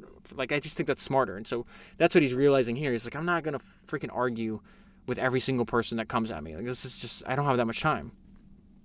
So he says, I don't scrap with every up-and-comer these days. I got so many people coming at me, I'd never do anything else. I'm not competing with rappers anymore. I look at things a little differently than I used to. The competition isn't always zero-sum like it was when we were on the streets. I discovered that there really is such a thing as a win-win situation. So his whole point is like, this is not a zero-sum game. You can like my music, you can like that person's music, you can like that woman's music, and like it goes on forever. So it says, I discovered there really is such a thing as a win-win situation. I'm only competing with myself to be a better artist and businessman, to be a better person with a broader vision. This is genius. This is exactly what we should be doing. I'm only competing with myself to be a better artist and businessman, to be a better person with a broader vision. I'm still that dude on the corner, and he talks about the mindset he has. I'm still that dude on the corner 7 nights straight trying to get back the money I lost. I'm still the kid who'd fight to be able to walk through a park. I'm still the MC who would battle anyone in a project courtyard. So he's not saying this literally. He's saying I still have that mindset. This is what the streets have done for us. What they have done for me. They've given us a drive. They've made us stronger. Through hip-hop, we found a way to redeem these lessons and to use them to change the world. So this is just fantastic, too. The note I left myself on this page is, this is just great. It's $1 million worth of game for $9.99. That is a line he said in his album 444. What he means is like, you're buying an album for $10 and you're going to get $1 million worth of ideas for it. Very similar to what they said in Poor Charlie's Almanac, Founders number 90, if you haven't listened to that, where it said there's 30, the reason that all hit, like when you study the best founders and the best investors, like they all have deep historical knowledge. And the reason is, there's a line in Poor Charlie's Almanac. They said there's ideas worth billions of dollars in a $30 history book. And so this is just fantastic. So he's going to analyze the career and life of Jean-Michel Basquiat, who, if you listen to Jason's music, you know who he is because he won't shut up about him. And he's just he's analyzing his work, taking the good ideas, right, and then avoiding the bad. It's exactly what we're doing. Basquiat was from Brooklyn, like me. He started off living in the streets as a graffiti artist. He was hanging around with Madonna before she was famous, and he collaborated with Andy Warhol. He came onto the scene with a crew of graffiti writers, but he didn't want to be boxed in with that movement. So when the graffiti scene died, he didn't die with it. He moved in a white art world, but flooded his art with black images, attitudes, and icons. He wanted to be the most famous artist in the world. So I double underline that section because Jay-Z may not want to be the most famous, but he wants to be the best. He wants to be the best artist in the world. He was hip-hop when hip-hop was still in its cradle. So he's seeing things in Basquiat's art, and he's realizing that same theme that's running through his art is exactly the foundations of this industry that I just jumped into. On the night he died, he was 27. Basquiat had been planning to see a Run DMC show. When people asked him what his art was about, he'd hit them with the same 3 words over and over again: royalty, heroism, and the streets. When he died in 1988, I'm not sure I knew who he was, even though he was a Brooklyn kid like me and he wasn't that much older. And so then he's saying Basquiat wound up getting his wish, but he got it in death. You don't want to get your wish in death. You want it in life. He's probably among the most famous artists in the world. 2 decades after his death, I own a few of his paintings. His technique feels like hip-hop. Another sentence I underlined twice. His technique feels like hip-hop. This is where he's, again, don't think of things literally. The one thing you learn if you study the life of Claude Shannon, the inventor of information theory, is like he looked at everything like a giant abstraction, which is what you and I are trying to do with these books. His technique feels like hip-hop in the way he combined different traditions and techniques to create something new. Okay? He brought together elements of street art and European old masters. He combined painting and writing. He combined icons from Christianity and Santeria and voodoo. And on top of all that mixing and matching, he added his own genius. Bingo, exactly. And this is why you do that, which transformed the work into something completely fresh and original. So you go study the life and career of Steve Jobs, and you see elements that he learned from Edwin Land, which he called his hero. He called Edwin Land a national treasure. You see Edwin Land's ideas in the back of Steve Jobs, like the influence, the veins of influence runs through Steve Jobs' approach to his work. It's not Edwin Land's ideas. It's Edwin Land's ideas mixed in with Steve's own genius, which then transforms Steve's work into something completely fresh and original. And if you want to put a price tag on it, what is it? Multiple $1 trillion market cap. It's insane. Basquiat's work often deals with fame and success, the story of what happens when you actually get the things that you would die for. One Basquiat painting I own is called Charles I. It's about Charlie Parker, the jazz pioneer who died young of a heroin overdose, just like Basquiat. In the corner of the paintings are the words, "Most kings get their head cut off." So why is he telling us this? Why is he bringing it up? Is he just bragging about that he's got really expensive art on his walls? No. This is the important part. And the reason I collect maxims and song lyrics and short form videos. I read, so he's talking about looking at that, walking in the corner in his house and seeing that painting on the wall. Most kings get their heads cut off. It's the reason why I have Ernest Shackleton on my lock screen on my phone. Why? Because I see Shackleton covered in snow, looking like death. And I'm immediately reminded of his motto, by endurance we conquer. So when I look at my phone, I see, oh, you're going to give up, David? You're really going to do that? No, you're not going to conquer anything. By endurance. Get used to taking pain. And then when you open my phone, it's a screenshot from The Last Dance, the biography of Michael Jordan. A guy that was totally focused on one thing and one thing only. So we see this is very common for people to have these little reminders set around their house. Same reason I leave the book, The Tao of Charlie Munger out, The Bed of Procrustes, Autobiography of a Restless Mind. These are just like little books that I leave in places in my house. So I just pick up. They're books of maxims and aphorisms. It's not to sit there and read for 15 minutes. Pick one up for 2 minutes, read an aphorism, a maxim, turn to a random page, and it's going to prompt your thinking, right? It's going to remind you of things, just like Jay-Z's sitting in his big, beautiful house looking at this Basquiat painting, and he's saying, most kings get their heads cut off. This is what Jay-Z says. I read it as a statement about what happens when you achieve a certain position. People want to take your head, your crown, your title. They want to emasculate you, and you resist it until one day your albums aren't moving and the shows aren't filling up and it seems like the game might have moved on without you. And this is the problem.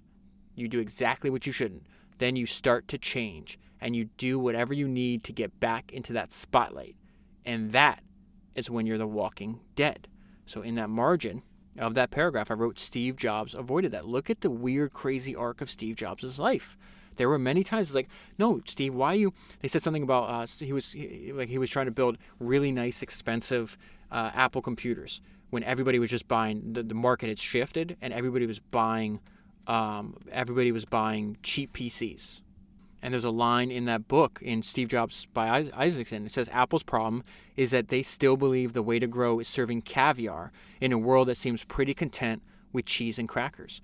I'm not here to serve you cheese and crackers, Steve Jobs said. I'm building insanely great products because that's what I feel I should do. And if I start to change and just build an undifferentiated commodity PC like everybody else is doing, then Apple never returns.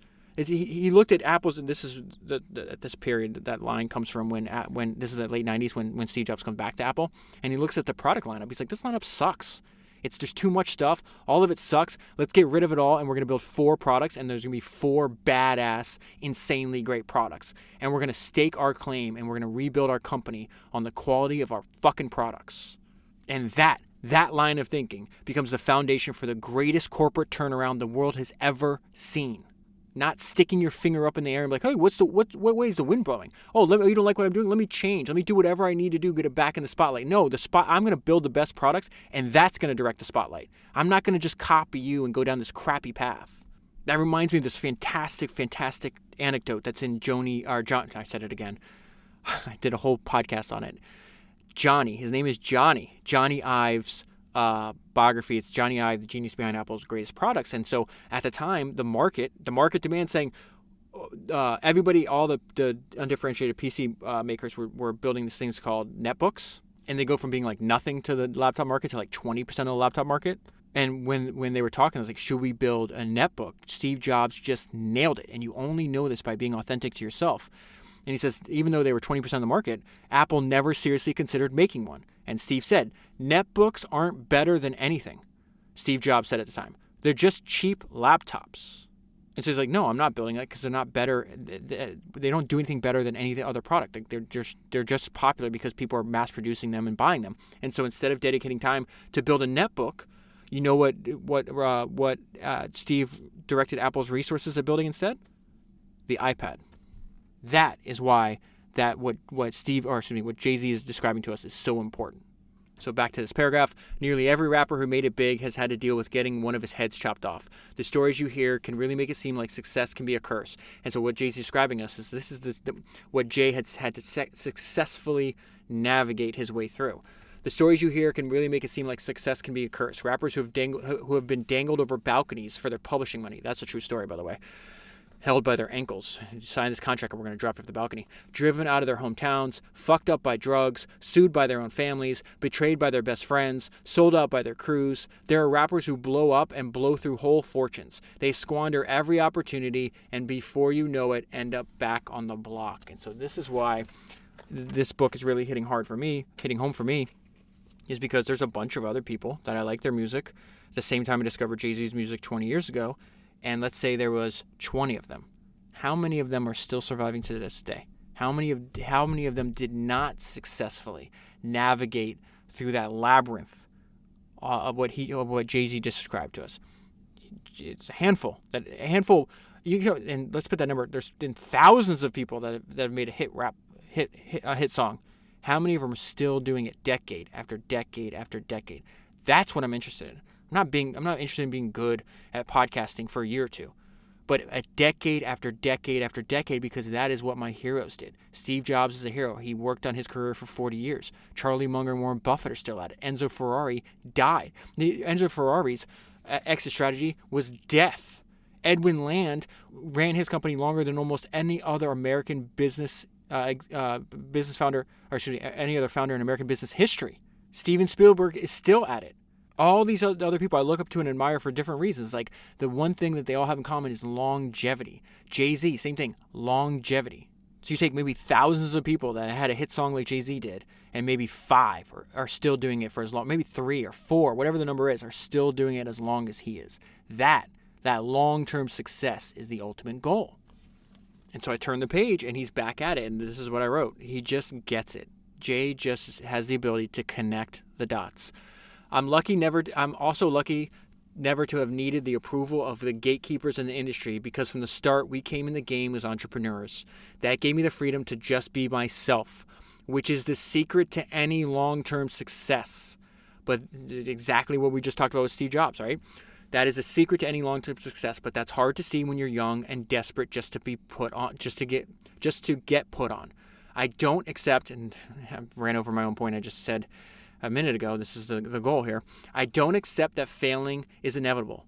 I think there's a way to avoid it, a way to win, to get success and its spoils, and to get away with it without losing your soul or your life or both. It's exactly what Jay-Z is able to accomplish. I'm trying to rewrite the old script, but Basquiat's painting sits on my wall like a warning. A few pages later, just one line here, a reminder that this is something I learned from Bill Gurley. Be the best informed person in your field. If you've never seen that fantastic talk, go to YouTube, type in Running Down a Dream, How to Survive and Thrive in a Career You Love, I think it is. Be the best informed person in your field is a direct quote from that talk. And he says, I'm a music head, so I listen to everything. People around me are passionate about music. We study music. We seek it out. Then he talks about, he's like, you shouldn't be an artist. You should be a businessman. You should approach your art as a business. And again, really, he's just listing the pitfalls of the game that he was able to avoid. And so this idea, it's funny because everybody's like, they describe like this the emergence of what they call, quote unquote, the creator economy. That is not a new idea. Back in 2005, and I think Jay-Z put it better than the term creator economy. He says, I'm not a businessman. I'm a businessman. The other part of commercialization is the idea that artists should only be thinking about their art and not about the business side of what we do. When I committed to a career in rap, I wasn't taking a vow of poverty. I saw it as another hustle. Exactly. dead on. It's just another product to move. I saw it as another, just he happens to love and be obsessed with it. Which, and obviously the intent, or the like reading through the lines there, is that increases his ability, the likelihood of his success. I wasn't taking a vow of poverty. I saw it as another hustle, one that happened to coincide with my natural talents. So I mind my business and I don't apologize for it. There's this sick fascination with the dead artist, the broke artist, the drugged out artist. And another thing that's kind of surprising is how much Jay-Z talks about, like, don't drink all the time, don't smoke weed, don't do coke, like, have a clear head. There's a fantastic story about him and Biggie with regard to that. I'll get to in a minute. There's a sick fascination with the dead artist, the broke artist, the drugged out artist, the artist who blows all of his money on drugs and big chains and ends up on a VH1 special. And he's just saying, he's like, I'm not doing that. You're not going to catch me slipping like that. So then we get to the point where he's analyzing one of his freestyles. I'm going to skip the line. I want to say just a few sentences, 2 sentences, I think, about what he's talking about. And again, Bob Noyce, Estee Lauder, Edwin Land, Steve Jobs, Arnold, Jay-Z, they all do this in the song. I keep talking about seeing it all before, and it's true. Not that I was prophetic, but I have always used visualization the way athletes do, to conjure reality. The mind is a powerful place, and what you feed it can affect you in powerful ways. And so I think for a lot of people, they think, oh, this is weird, that's like willy foo-foo stuff. Well, I see it all the time. I don't know what to tell you. I remember I was having coffee with a listener of the podcast, Seth. He's a founder and investor, and he's around the same age, and we both arrived at the same conclusion when we were having this conversation. And we talked about, like, when you're younger, you're kind of like, I think we both had like a more analytical bent, and realize the more life experience you have, and you also see in this book over and over again, the more you're like, wait, intuition, just because we don't understand it doesn't mean it's not powerful. And there's some kind of evolutionary benefit to listening to your gut, whatever you want to call it, intuition, gut, your mind, it doesn't matter, inner monologue, whatever word you happen to put on it. But before, I completely discounted anything that was like humans scorn the abstract. Well, I was one of those people that scorn the abstract before I understand how valuable that is. There's something about having this positive mental attitude, having a belief in yourself, like even if you're walking out into the unknown, you think that you have a good product, you think you have some traction on your business, but you have to believe that you are going to succeed. You have to see it in your mind and brainwash yourself. And I'm kind of doing the same thing when I'm reading this book. Like, it's impossible.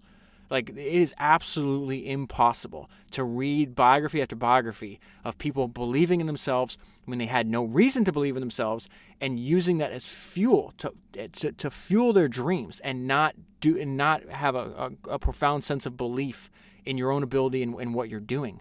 That's not something you can put in a spreadsheet, but it's very real and it's very valuable. Like, listen to yourself, like your heart, your soul, your intuition, your gut, whatever it is. It's the same thing that Jay-Z's saying there. I always use visualization the way athletes do, to conjure reality. Okay, so now we get to, like I said, there's tons of fantastic stories in the book. This is on having dinner with Michael Jordan. So he says, I also believe there's a lot to be learned from elite athletes. Sports are one of the great metaphors for life. I know I'm not alone when I say this, but I absolutely love Michael Jordan. His career was a perfectly composed story about will.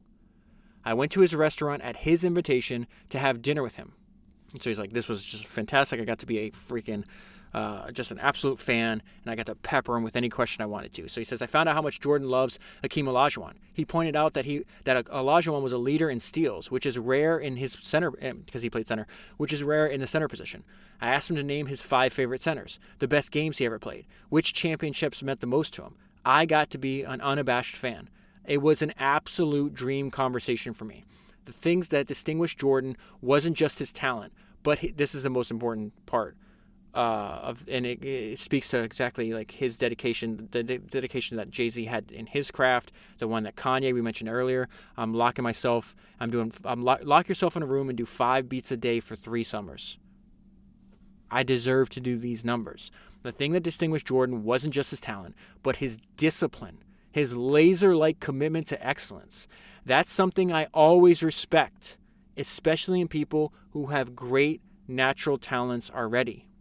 And so he's like, Jordan, that same approach that Jordan uses, I've seen it in other people. It's the through line through excellence.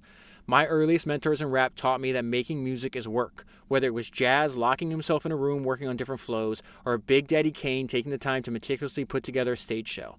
There's unquestionably magic involved in great music, songwriting, and performances, like those nights when a star athlete is totally in the zone and can't miss. But there's also work. Without the work, the magic won't come. There are 100 Harold Miners for every one Michael Jordan. So what it means is there's plenty of people with talent. But that's not enough. You got to combine discipline and laser-like commitment to excellence with your talent, and that becomes your end. What I guess in like the startup world you hear is like they're looking for. They describe this phenomenon, this like Jordan-esque phenomenon, as N of 1 founders. So that's the way to think about it. It's like when you hear that, you think, oh, they're looking for the next Michael Jordan. And so Jay-Z talks about this because he also not just rap, but he signs other rappers. When it comes to signing up new talent, that is what I'm looking for. Not just someone who has skill, but someone who's built for this life. Someone who has the work ethic, the drive. The gift that Jordan had wasn't just that he was willing to do the work, but he loved doing it because he could feel himself getting stronger and ready for anything. That is the kind of consistency that you can get only by adding dead serious discipline to whatever talent you have. And so one of these people that Jay-Z saw that in is he winds up signing this rapper who's one of my favorite rappers, like of the new school rappers, named J. Cole. And there was an interview Jay-Z was doing to promote his album. I think this was back in like 2013, 2014. He was releasing Magna Carta Holy Grail, that album. And he talked about the fact that him and J. Cole have albums coming out at the same time. And he talks about the mentality that you should have. And he says, I know for a fact J. Cole thinks his album is better than mine. And the next line is this punchline. And he's supposed to. He is supposed to feel that way. That doesn't mean he's respectful to me. He learns a lot from me, just like I learn from. And he says in the interviews, like, I'm studying Rakim, Big Daddy Kane, but I'm also competing with them. He's like, you respect the people that came for you, but you're competing with them. You're supposed to. I know for a fact J. Cole thinks his album is better than mine. He's supposed to. You're supposed to feel that way. That is not something that people that don't have founder mentality they can't wrap their mind around that. So later on, he says something that's just a fantastic line, a fantastic point. He talks about later on he becomes like a business partner in this restaurant with like Bono and Bill Clinton, and he's like, I didn't really like the laws Bill Clinton passed. He was detrimental to people like that look like me and everything else. But he talks about like meeting them and like becoming friends with them, and he says, but I'm not exactly, and this is his great point, but I'm not exactly the same person I was in 1992 either. Everyone needs a chance to evolve. Two great ideas on this page a little later on. When you step outside of school and you have to teach yourself about life, you develop a different relationship to information. I've never been a purely linear thinker. You can see it in my rhymes. My mind is always jumping around, restless, making connections, mixing and matching ideas rather than marching in a straight line. Purely linear thinking will rarely get you from the projects to being a billionaire. So that's obviously a good idea. My mind is always jumping around, restless, making connections, mixing and matching ideas rather than marching in a straight line. It's exactly what I'm trying to do with founders. I'm trying to connect disparate thoughts. I've always believed in motion and action, and following connections wherever they take me, and in not getting too entrenched. My life has been more poetry than prose, more about unpredictable leaps and links than simply steady movement or worse, stagnation. It has allowed me to stay open. He's essentially saying the value of flexibility is what he's talking to us about here. It's allowed me to stay open to the next thing without feeling held back by a preconceived notion of what I'm supposed to be doing next. And on this page, I just listed a bunch of people that optimize for flexibility too. Singleton, Herb Keller, Buffett, Munger, Nims Persia, the mountaineer we just covered a few podcasts ago. Chuck Feeney, the billionaire who wasn't, the guy that made $8 billion and gave it all away when he was still alive. Walter Chrysler, Henry Ford, Ed Catmull. They all say things just like what Jay-Z is saying here. Allowed me to stay open to the next thing without feeling held back by a preconceived notion of what I'm supposed to be doing next. So then he goes back to his childhood, and this is just insane. These are lessons from his dad, and just imagine, like, it's one thing, and they're both terrible, obviously, but it's one thing if, like, you're never part of your kid's life and you ran away. I still think it's cowardly, despicable behavior. But what his dad did to him is even worse. Imagine walking out on your 9-year-old son. So he raised his son for the first 9 years of his life, and then disappears and doesn't see him until right before he dies. A few weeks before he died, they wind up meeting again. So this is I just cannot. I have a 9-year-old daughter. She's about to turn 10. Like, the idea that it would, like, that is just, you have to be something wrong. I remember one of my oldest friends, his friend, and I don't know how close he is to his friend. They went to college together, but he said that his friend did this, where it's just like, he got a girl pregnant and then just dipped out and never, like, didn't support the kid and did, like, just completely, like, abandoned his responsibilities as the father. And I was like, and I told my friend, I was like, never talk to that dude again. Like, that's a scumbag. Like, he doesn't even care for his own kids. He doesn't care for shit about you. And he thought, like, I was being harsh. And he's like, well, what if, and we'd been friends at that point, probably like 15 years when I was having this conversation with him. And he's like, well, what if I did that? I was like, I'd never talk to you again. Like, this is despicable behavior. Like, you're destroyed. Like, kids don't deserve that. You're the adult. You're the one that, like, had the responsibility. You're the one that had the sex. You're the one that did you're the one that helped make that baby. Like, you take it. It doesn't mean you have to be with the mom, obviously, and everything else, but, like, you have to support your kid. And so Jay-Z talks a lot about that, not only in his lyrics, but in the book, about his generation really did their best to flip, because he's like, it was extremely common that our mothers would raise us. The dads were never around. And so we try to take that curse, that generational curse, and fix it and be like, yo, if you do this, you're a sucker. That's the way he puts it. My father was crazy for detail. I get that from him. Even though we didn't live together after I was 9, there are some things he instilled in me early that I never lost. There was nothing he missed about a person. He was really good about taking it all in, taking in all the nonverbal clues people give you to their character, how to listen to the matrix of a conversation, to what a person doesn't say. For my pops, it was just as important to take in places as people. He wanted me to know my own neighborhood inside and out. When I was walking with him, he'd always walk real fast. He said he did that because if someone's following you, they'll lose you. And he expected not only for you to keep up with him, but to remember the details of the things I was passing. He was teaching me to be confident and aware of my surroundings. There's no better survival skill that you could teach a boy in the ghetto, and he did it by showing me. And so then he talks about the fact that his dad left, and that hip-hop took this as like, hey, we got to change this. The hip-hop generation never gets credit for this, but those songs changed things in the hood. They were political commentary, but they weren't based on theory or books. They were based on reality, on close observation of the world we grew up in.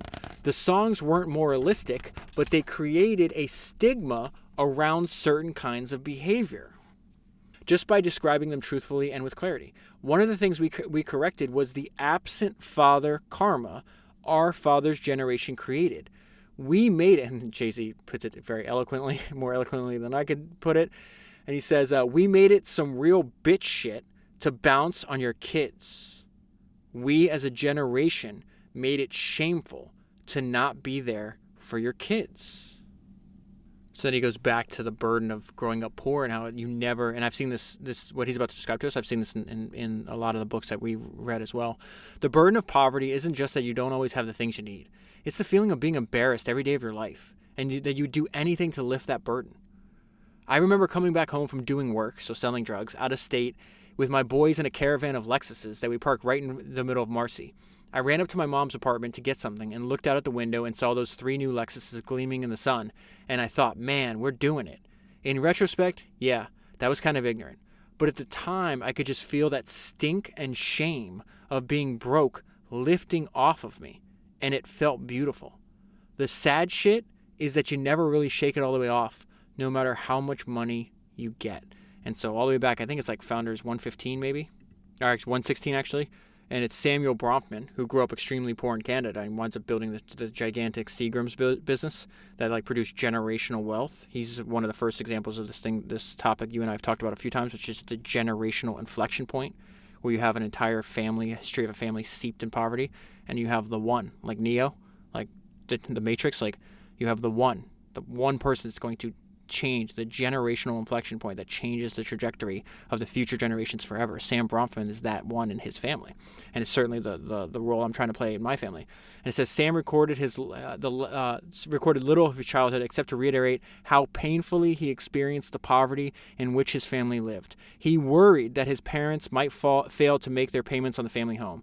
Sam later recalled the shame of appearing before his classmates in torn clothes, a humiliation he recounted to his own children the rest of his life. His daughter in the book talks about they're living in a giant mansion, and he'd bring up the fact that he would have to go to school, be around his peers in torn clothes, and he would shiver.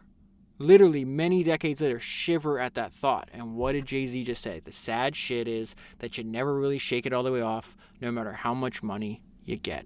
It's the exact same idea. So Jay-Z talks about the value of mentorship. Really think about this. The mentorship you either get in books or in person is just a way to speed up time, right? It accelerates the learning curve, because you can learn from their experiences. You don't have to put in the 15 years that they put in. So Leo Cohen, who I consider my mentor, once told me something that he was told by a rabbi about the 8 degrees of giving in Judaism. So I didn't know where this came from, but I've heard Jay-Z rap about this before. The 7th degree is giving anonymously.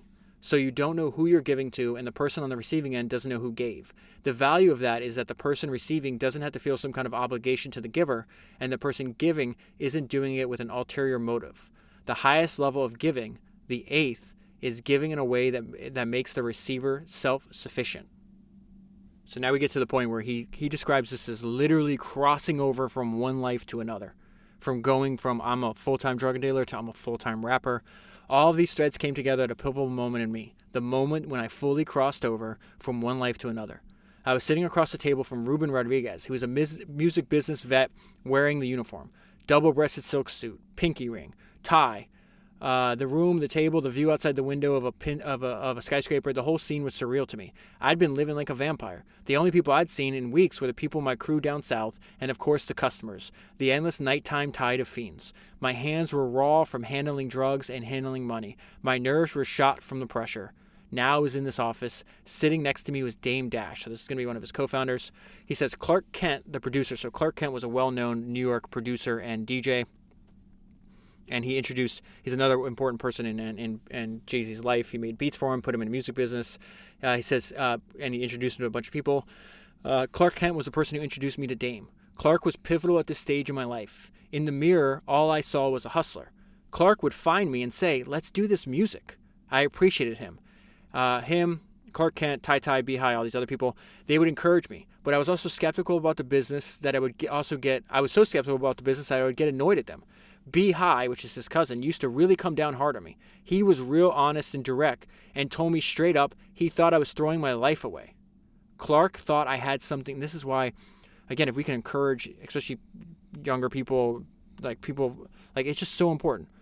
Clark thought I had something new to offer to this world that he loved. So he's saying, I love your music. You have something new, something valuable. I want to help people discover it. He's like, stop dealing drugs, Jay. Take the rap shit seriously. You're good at it.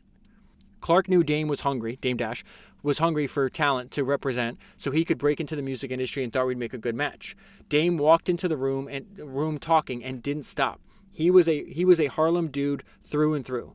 Flashy, loud, and animated. He projected bulletproof confidence. That is important. He projected bulletproof confidence. And this is advice. I talked to a founder the other day, and this topic came up where it's just like he knows his stuff. He's got a good product that's valuable, but he's just like, I don't have the confidence. It's like, doesn't matter. Act like you do. Act like you do until you actually do. That's not even me. That's not advice for me. That's the advice Nolan Bushnell gave to a 19-year-old Steve Jobs that Steve Jobs ran with. Nolan said only the arrogant are self-confident enough to press their creative ideas on others. Steve believed he was always right and was willing to push harder and longer than other people who might have had equally good ideas but who caved under pressure. Dame Dash projected bulletproof confidence. If you're not like this, act like you are. Who cares? Just act like you are. So he goes more into the early days of them trying to hustle and just trying to essentially bootstrap is what they're doing. They're trying to bootstrap a record label. And again, this note out for myself on many times in this book, a lot can change in a lifetime, from 5 dudes in an SUV and sharing hotel rooms to a billionaire. Every time Dame left these meetings, he'd get so heated. He couldn't believe that they didn't get me. But I wasn't surprised. I expected nothing from the industry. I just tried to shrug it off and I'd get back to my real life. Dame was getting frustrated trying to keep up with me. So he put together a makeshift tour to keep me focused on music. Sometimes Dame and his group and I would just pile into a Pathfinder, a Toyota Pathfinder, or Nissan Pathfinder, sorry, and do shows up and down the East Coast. I was being a team player. I piled in the truck, stayed in the double rooms with the rest of them. In some ways, these were like my college days. Taking road trips. Jay-Z didn't even graduate high school, if I'm not mistaken. In some ways, these were like my college days. Taking road trips, bunked up with friends, learning my profession. Except that I still had a full-time job selling drugs. And so he's talking about like not trying to hide who he was. Essentially, on being human. This is one of the things that make rap at its best. It's so human. It doesn't force you to pretend to be only one thing or another, to be a saint or a sinner. It recognizes that you can be true to yourself and still have unexpected dimensions and opposing ideas. Having a devil on one shoulder, and an angel on the other is the most common thing in the world. The real bullshit is when you act like you don't have contradictions inside you. That you don't have contradictions inside you. That you're so dull and unimaginative that your mind never changes or wanders into strange, unexpected places. And so now he's fast forward into his career a little bit, and the note I left myself that I've left on a lot of these books is how bad do you want it? There's all these examples in the book. I'll just give you one that pops in my mind because I just talked about it. Sam Bronfman, the generational inflection point, the one that made generational wealth and ended his family's curse of poverty. At the time he's growing up in Canada, it's extremely cold. They're learning, hey, we're going to sell liquor. You have to, at the time they had like all these weird prohibition laws and things like that. And so one way to get around that is you buy an existing hotel that's like grandfathered in, that's exempt from this law that allows you to sell liquor. He hears about a hotel that is for sale. There's another guy in the same town that he lives in that also wants to bid on this hotel. Turns out the owner of the hotel is in the middle of nowhere, like the middle of like icy tundra somewhere out in Canada hunting.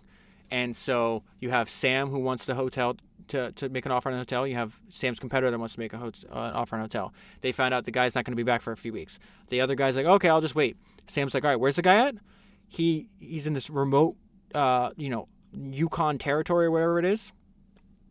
How do I get there? Oh, I have to rent a dog sled. And I have to sled in the ice in the freezing cold for 6 days, and I can't bring food, so we have to hunt and kill our food on the way just to get to this guy's remote location? Yeah, I'll do that. Does that for 6 days in unbearable pain and struggle, gets to the guy's camp, and you already know the end of the story, don't you? Who is going to get the deal? Not the guy sitting on his ass back by the fire waiting for this guy. The guy that went through it. So Sam Bronfman winds up meeting the guy, negotiating the deal in the camp spot, and getting the hotel before that other guy sitting with his feet up even knew what hit him. And so the way to summarize is that how bad do you want it? Because there's extreme levels of drive and pain tolerance in the history of entrepreneurship. Okay, so this isn't necessarily painful, but Jay-Z's not also one to take no for an answer. He's going to describe how he gets the clearance for what becomes his biggest hit. So he did this song called Hard Knock Life. This is on his his third album, if I'm not mistaken. It is before Hard Knock Life, Jay-Z's critically acclaimed, not selling many records. After, he sells 5 million records, and he completely changes the trajectory of his entire career. And so they have to get clearance from that movie, like Little Annie. I forgot the little the little redheaded girl. I forgot her, Orphan Annie or whatever her name is. To use the song from Annie, we had to get clearance from the copyright holder. I wasn't surprised when the company that owned the rights sent our lawyers a letter turning us down. Lord knows what they thought I was going to rap over that track. But I felt like the chorus to that song perfectly captured what little kids in the ghetto felt every day. Instead of kisses, we get kicked. So that's the hook, right? So I decided to write the company a letter myself after being rejected. I made up this story about how when I was a 7th grader in the ghetto, our teacher held an essay contest, and the 3 best papers won the writers a trip to the city to see Annie on Broadway. That was a lie. I wrote that as kids in Brooklyn, we hardly ever came into the city. That was true. I wrote that from that moment on, or from the moment the curtain came up, I felt like I understood her story. Of course, I had never been to see Annie on Broadway, but I had seen the movie on TV. They bought it. They cleared it, and I had one of my biggest hits. How bad do you want it? And so the note I left myself a few pages later could also have applied to what the story Jay-Z just told us. When somebody puts up a wall in front of you, what do? You put up a wall in front of Jay-Z, Sam Bronfman, all these other people. They're knocking the wall down. They're tunneling under the wall. They're jumping over the wall. But that wall is not going to stop them. After every label in the industry turned us down, and I do mean every label in town, Dame, Biggs, and I decided, fuck it. Why be workers anyway? Being a recording artist on a major label is the most contractually exploitative relationship you can have in America, and it's illegal. All three of us had read Hitman, which is this book, which was the industry Bible, and we knew what kind of gangsters had established record companies. So in 1994, Dame, Biggs, and I pooled our resources to form Rockefeller Records. Obviously an homage to some degree of John D. Rockefeller. The name was aspirational and confrontational. The first record we made was called I Can't Get With That. We made in Clark Kent's basement studio, and we shot the video for $5,000. We pressed up our own vinyl, and we made champagne baskets and sent them to DJs. So he's just saying, he's like doing things that don't scale, which is Paul Graham advice to startup founders. He's starting a business, and he just knows how to hustle. He's like, we don't have endless amount of money, so we got to be resourceful here. So like, we're just do things on the low. We'll do things ourselves as much as we can, and we're gonna push this and get the momentum of our label going. And so he says, we didn't know the business yet, but we knew how to hustle. We did more than talk about it. We wrote it down. The key thing is we wrote it down. This is exactly what Arnold Schwarzenegger says. He's like, you got to have a goal, you got to write it down, and you got to think about it. That's the only thing you think about. And so Jay-Z says the key thing is we wrote it down, which is as important as visualization and realizing success. How many times is he going to talk about visualization, seeing in your mind before you seeing it in person? Over and over again. Back then, we'd go to record stores who still sold singles on consignment. This is wild. We would drop the single off and come back every couple of days to collect half the proceeds of what had been sold. We'd show up and we'd collect $150. I was right there in the stores, politicking with the retailers and personally building relationships with DJs. It was do or die. So they own all the records. The only thing they don't have is distribution. So they have to, then distribution usually takes like a 20% fee. In some of the videos I saved on my phone from Jay-Z, he's like 26 years old talking. He's like, yeah, own everything. I wrote down what he says. Hold on. He says, I want full control over this is him, and he's like 26 at the time. This is wild. I want full control over my music. This sounds like George Lucas. Try to own as much of yourself as possible because it's going to pay off in the long run. He's like, we own everything except the 20% distribution fee, and we're working on that. Young dude, and he knew back then. This is just amazing. We negotiated a deal with Payday that guaranteed wider distribution than the distribution we'd be able to get on our own. Once we secured that deal, we rented an office in the financial district. Check this out. We started a fan club before we even had any fans. So the note I left myself here is something I already told you from the Kanye documentary. Before I had a car, I'd walk to the train practicing my Grammy speech. So they find a way to get their single on a getting radio play. It's getting popular. He's like, oh, I don't have the album done. I gotta hurry this up. He says we had a small window of opportunity from the time. He calls him Flex. That's Funkmaster Flex, very famous DJ on Hot 97, which is a very big radio station in New York. Remember, this is way before streaming or any other stuff. We had a small window of opportunity from the time Flex started playing it in the beginning of 1996. I figured I had until the summer to complete an entire album. That's about 3 to 4 months from studio to a packaged product with a marketing plan. I don't think I slept for weeks at a time back then. I was living off of pure adrenaline. One of his singles that's going to be on the album, he actually gets through his relationship with Clark Kent. When Biggie Smalls came through one of my sessions to see Clark played him the beat for Brooklyn's Finest. He told Clark he had to get on it. I met Big and we clicked right away. More than anything, I love sharp people. Men or women, nothing makes me like someone more than intelligence. And then he talks about what it's like being on the forefront, on the frontier of a brand new industry and why brand new industries usually attract a certain personality type. Rap started off so lawless, not giving a fuck about any rules or limits. It was like a new frontier. We knew we were opening up new territory, even if we left behind a whole country or sometimes our own family. We struck oil. And so then this is when he gets into a fantastic, big story and really just a powerful lesson. So he says, I hadn't been on vacation since I gotten serious about music. So I was happy to go to Miami to shoot the video for the song he's got with this other rapper named Foxy Brown.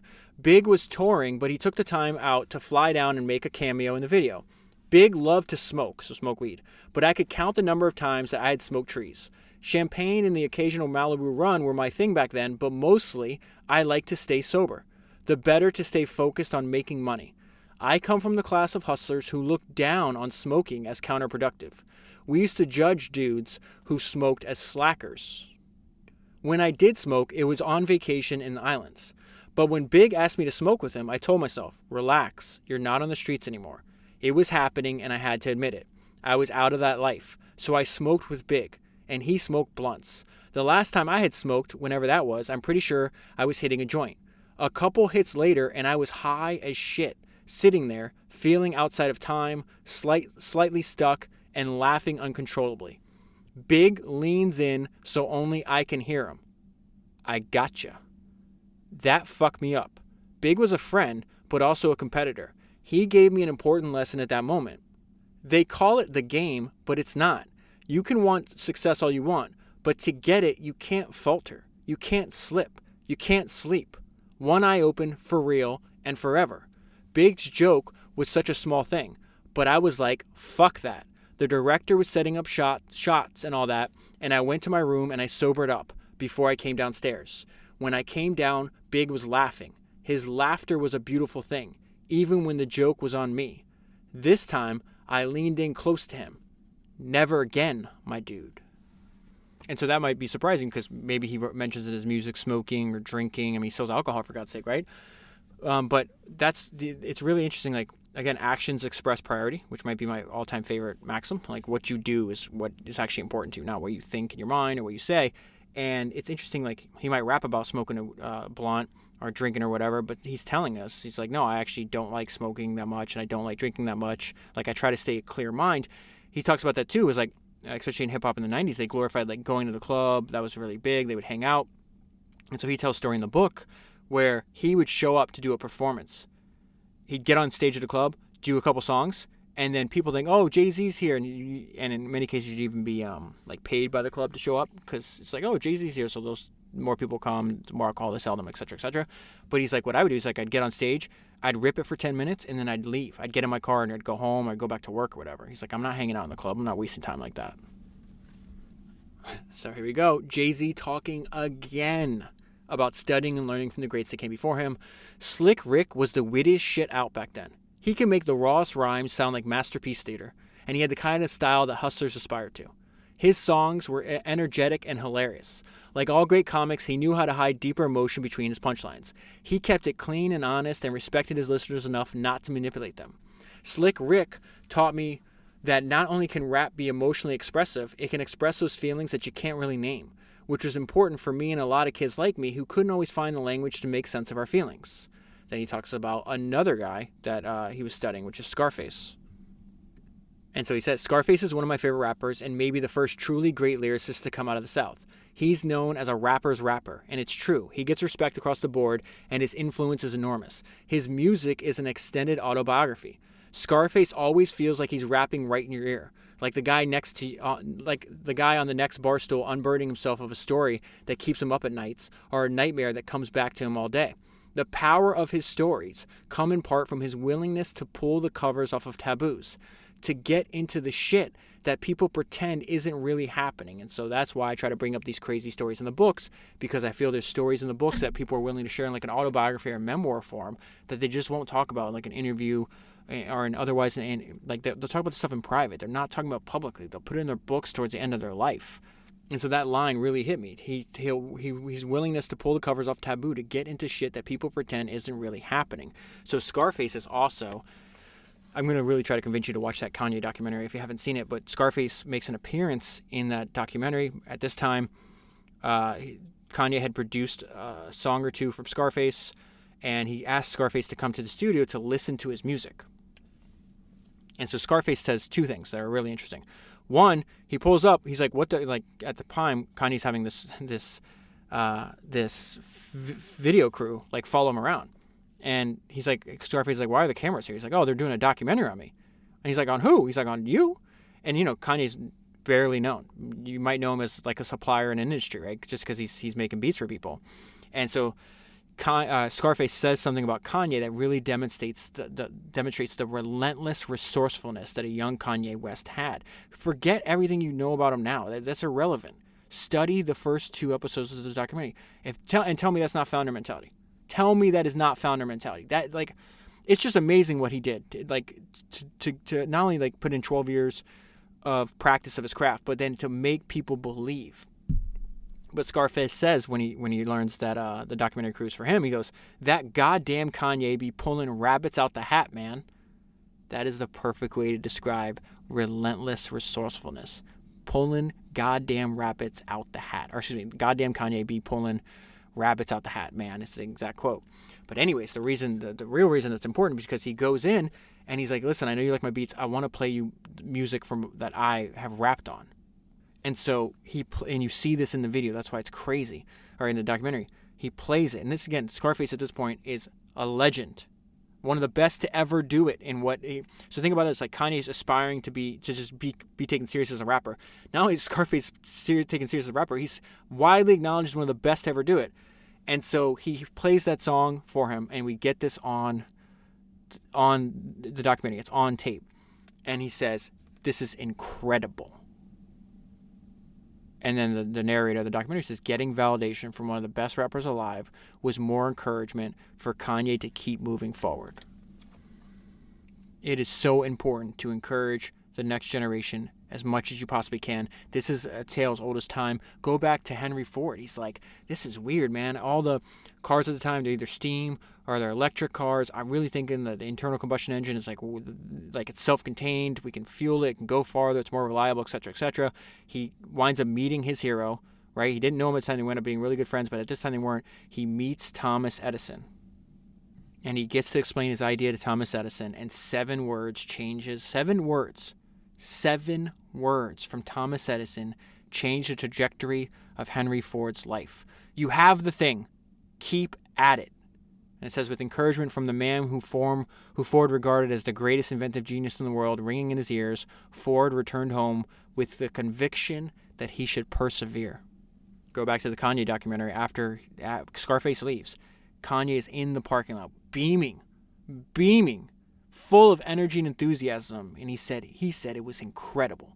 Getting validation from one of the best rappers alive was more encouragement for Kanye to keep moving forward. So he goes back to studying them. Rick and Scarface share the ability to get under your skin by dredging up all kinds of emotions that young men don't normally talk about with each other: regret, longing, fear, and even self-reproach. So then he talks about this nice fast forwarding in the story, because he's talking about, it's crazy. Like, I admired Scarface and I'm doing a song with him. And so he says, on the verse I did with Scarface, I went into some dark personal storytelling about a time in my life when I felt truly confused and lost. Every entrepreneur in the world has felt this before. I went into some dark personal storytelling about a time in my life when I felt truly confused and lost. I was between worlds, the voice in my head screaming at me to leave the street shit alone. While outside, I watched Big and Nas blow up. It was a verse about fear of failure, which is something everyone goes through, but no one, particularly where I'm from, wants to really talk about. But it's a song that a lot of people can connect to. The thought that this cannot be life is one that all of us have felt at some point or another, when a bad decision and bad luck and bad situations feel like too much to bear. Those times when we think, this cannot be my story. But facing up to that kind of feeling can be a powerful motivation to change. Amen. It was for me. And then he talks about, I struggled when I was younger. I survived a crazy environment. I did things that could have wound up getting me killed or in jail, and I survived. But the feeling from that earlier struggle never goes away. Inside, there's still part of me that expects to wake up tomorrow in my bedroom in apartment 5C in Marcy, to slide on my gear, to run down the piss-filled stairway and hit the block with one eye over my shoulder. So then he talks about one of his songs that he feels is like a hidden gem in his catalog. It's Beach Chair, featuring Chris Martin. It's on his Kingdom Come album, which is the album that Jay-Z thinks is his worst. But there's just 2 things from his interpretation of the song, from his explanation of the song, rather. And so there's 2 things I want to pull out for you. First, there's a line in the song where it talks about, I hear my angel singing to me, and then you hear Beyonce's voice, are you happy, Hove? Hove obviously being Jay-Z's nickname, in case you don't listen to his music. So it says, I hear my angel singing to me, are you happy, Hove? And so this is why he put that in the song. When you get things you think you'd always wanted, it doesn't stop the voice in your head's interrogation. If anything, it gets more insistent. When you get the things you think you've always wanted, it doesn't stop the voice in your head's interrogation. If anything, it gets more insistent. And then in the song, he talks about, I'm not spending all my day tied into what other people are thinking or saying. Like, I give myself space so I can come up with something unique. So he says, I'm not afraid of dying. I'm afraid of not trying. Every day, hit every wave like I'm Hawaiian. I don't surf the net. No, I've never been on MySpace. I'm too busy letting my own voice vibrate, carving out my space. And so what does that mean? Give your brain space to think. Just like Henry Singleton did this. He sat alone in his corner office with his Apple II computer, and that office produced a cornucopia of ideas. Jay-Z says, it's always been most important for me to figure out my space rather than to check out what everyone else is up to minute by minute. And this hit me so hard. Technology is making it easier to connect to other people, but maybe harder to keep connected to yourself. And that's essential, being connected to yourself, that is, for any artist, I think. And I've heard this song over and over again, and now that I read his interpretation of it, it's just like when I say, like, if you, like, I start reading the biography of entrepreneurs, and you realize how much of their life went into what they do. Like, you appreciate an Apple product more if you know Steve Jobs' story. Like, you'll appreciate Trader Joe's more if you know Joe Colombo's story. Like, it's the same thing. And this song, I've heard it 1,000 times, still didn't understand it as much as I should have.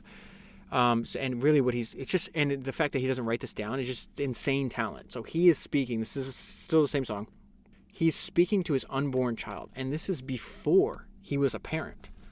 And so he says, this song is like a Hallmark card until you reach here. So he's speaking to his unborn child, okay? His unborn daughter. This song is like a Hallmark card until you reach here. So till she's here and she's declared the heir, I will prepare a blueprint for you to print, a map for you to get back, a guide for your eyes. He's essentially telling the story. I'm going to start this over again. He's doing exactly what a good parent does, right? I'm not trying to control your life. I'm trying to prepare you for what life can throw at you. This song is like a Hallmark card until you reach here. So till she's here and she's declared the heir, I will prepare a blueprint for you to print, a map for you to get back, a guide for your eyes, and so you won't lose scent. I'll make a stink for you to think. I ink these verses full of prose so you won't get conned out of 2 cents. My last will and testament I leave my heir, my share of Rockefeller records and a shiny new beach chair. And so his interpretation of that is, I'm still trying to give this unborn child something more than just money, a blueprint for life, a map, a guide, a scent to follow. And I really do believe that is why, how many autobiographies of 80 and 90-year-old entrepreneurs have you and I studied on this podcast?